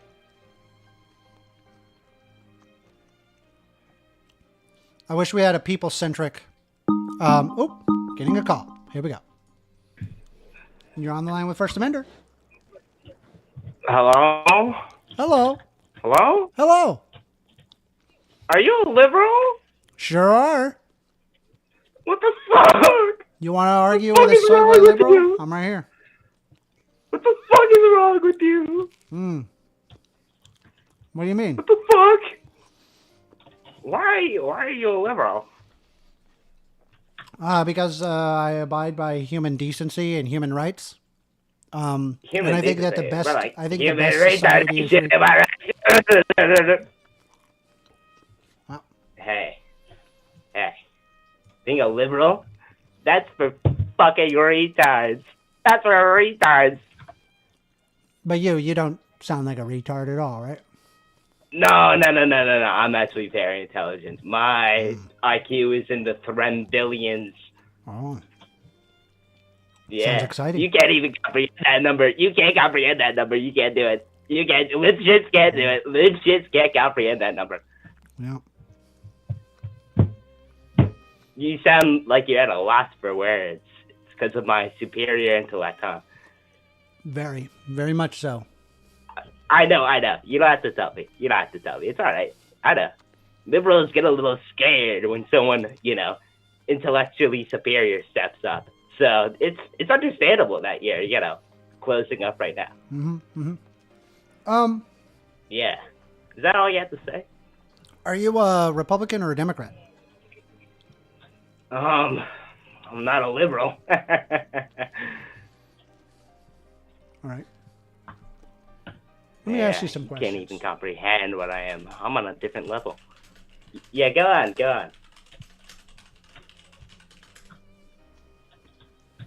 These questions are taking a long ass time. Do you think that we should have freedom of speech? No, not for you, not for liberals. I think liberals should be hung and executed. Wow. Everyone else is just A-okay, but you, liberals? Oh, they gotta be, we gotta put them in town square and we just gotta hang them. Okay. Yeah. What about freedom of religion? That's all you. Like, Is that all you have a have to say free to that? to Religion? exercise. Only my religion is the right one. Only my religion. Okay, they can only follow mine. If they're caught following any other religion, just What's put your them in religion? town square and we're gonna start hanging them again. Okay. I'm a man of God. Yeah, we're hanging them. Everyone who disagrees with what I say is just getting hung. Okay. But I only have the right things to say, so everyone else is wrong anyway. What about the freedom to assemble? Freedom to assemble? Only if it's things I agree on, Like, if I don't agree with it, you know what we're doing? Do you know what we're doing if I don't agree with it? Can you take a guess? Can you take a guess? Say, I know you know it. They should call me what? What did they call me? The God King. The God King? I like that name. Oh. I think you should call me that. You should call me that right now. Just for now on, just refer to me as that. Okay, God King. Thank you, King. You're laughing. What's funny? You're laughing in front of your God King? Is that what you're doing? Do you believe in equality before the law? Like individuals are equal in the eyes of the law, regardless of race, class, gender, or because religion? I don't really believe in equality because I'm superior. Okay. Do you get that? Sick. Do you get that? No. You don't no, get that? I don't get that at all. Well, you wouldn't get that because you're not, you're inferior. So you wouldn't get that. You would want equality. You'd be pleading for equality because you're inferior and I'm superior. So you'd be Did begging you vote for it. Donald Trump?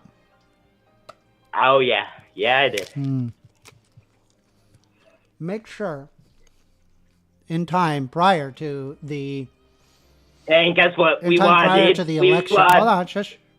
In time prior to the election, right, the midterms, let people know that you believe these things and that you voted Donald Trump. I think that would be really effective. I know. I'm going to tell them everything. I think I'm hosting a platform with all these set beliefs and values, and I think I'm going places with it. Amazing. While you're stuck here on this shitty little call-in show. Yep, I'm stuck going to here. be going... Yep, you're stuck here at the bottom and I'm on top. That's what makes me superior. Yep. And you're a lesser being. Yep. Well, it's nice talking to you, to be in the presence of such a higher being. Yeah, King God. Yeah, King God. Yes. That's my name. Yeah, God King. Yeah, there you go. Yeah, say it. God King. There you go. There you go. Yeah, God King. So I mean that quesadilla. I got you, calling me King. There you go. Quesadilla. Yeah. You fucking lib shit, dude. Fuck you. All right. Back-to-back calls. Here we go. You're on the line with First Amender. Hello? What's up?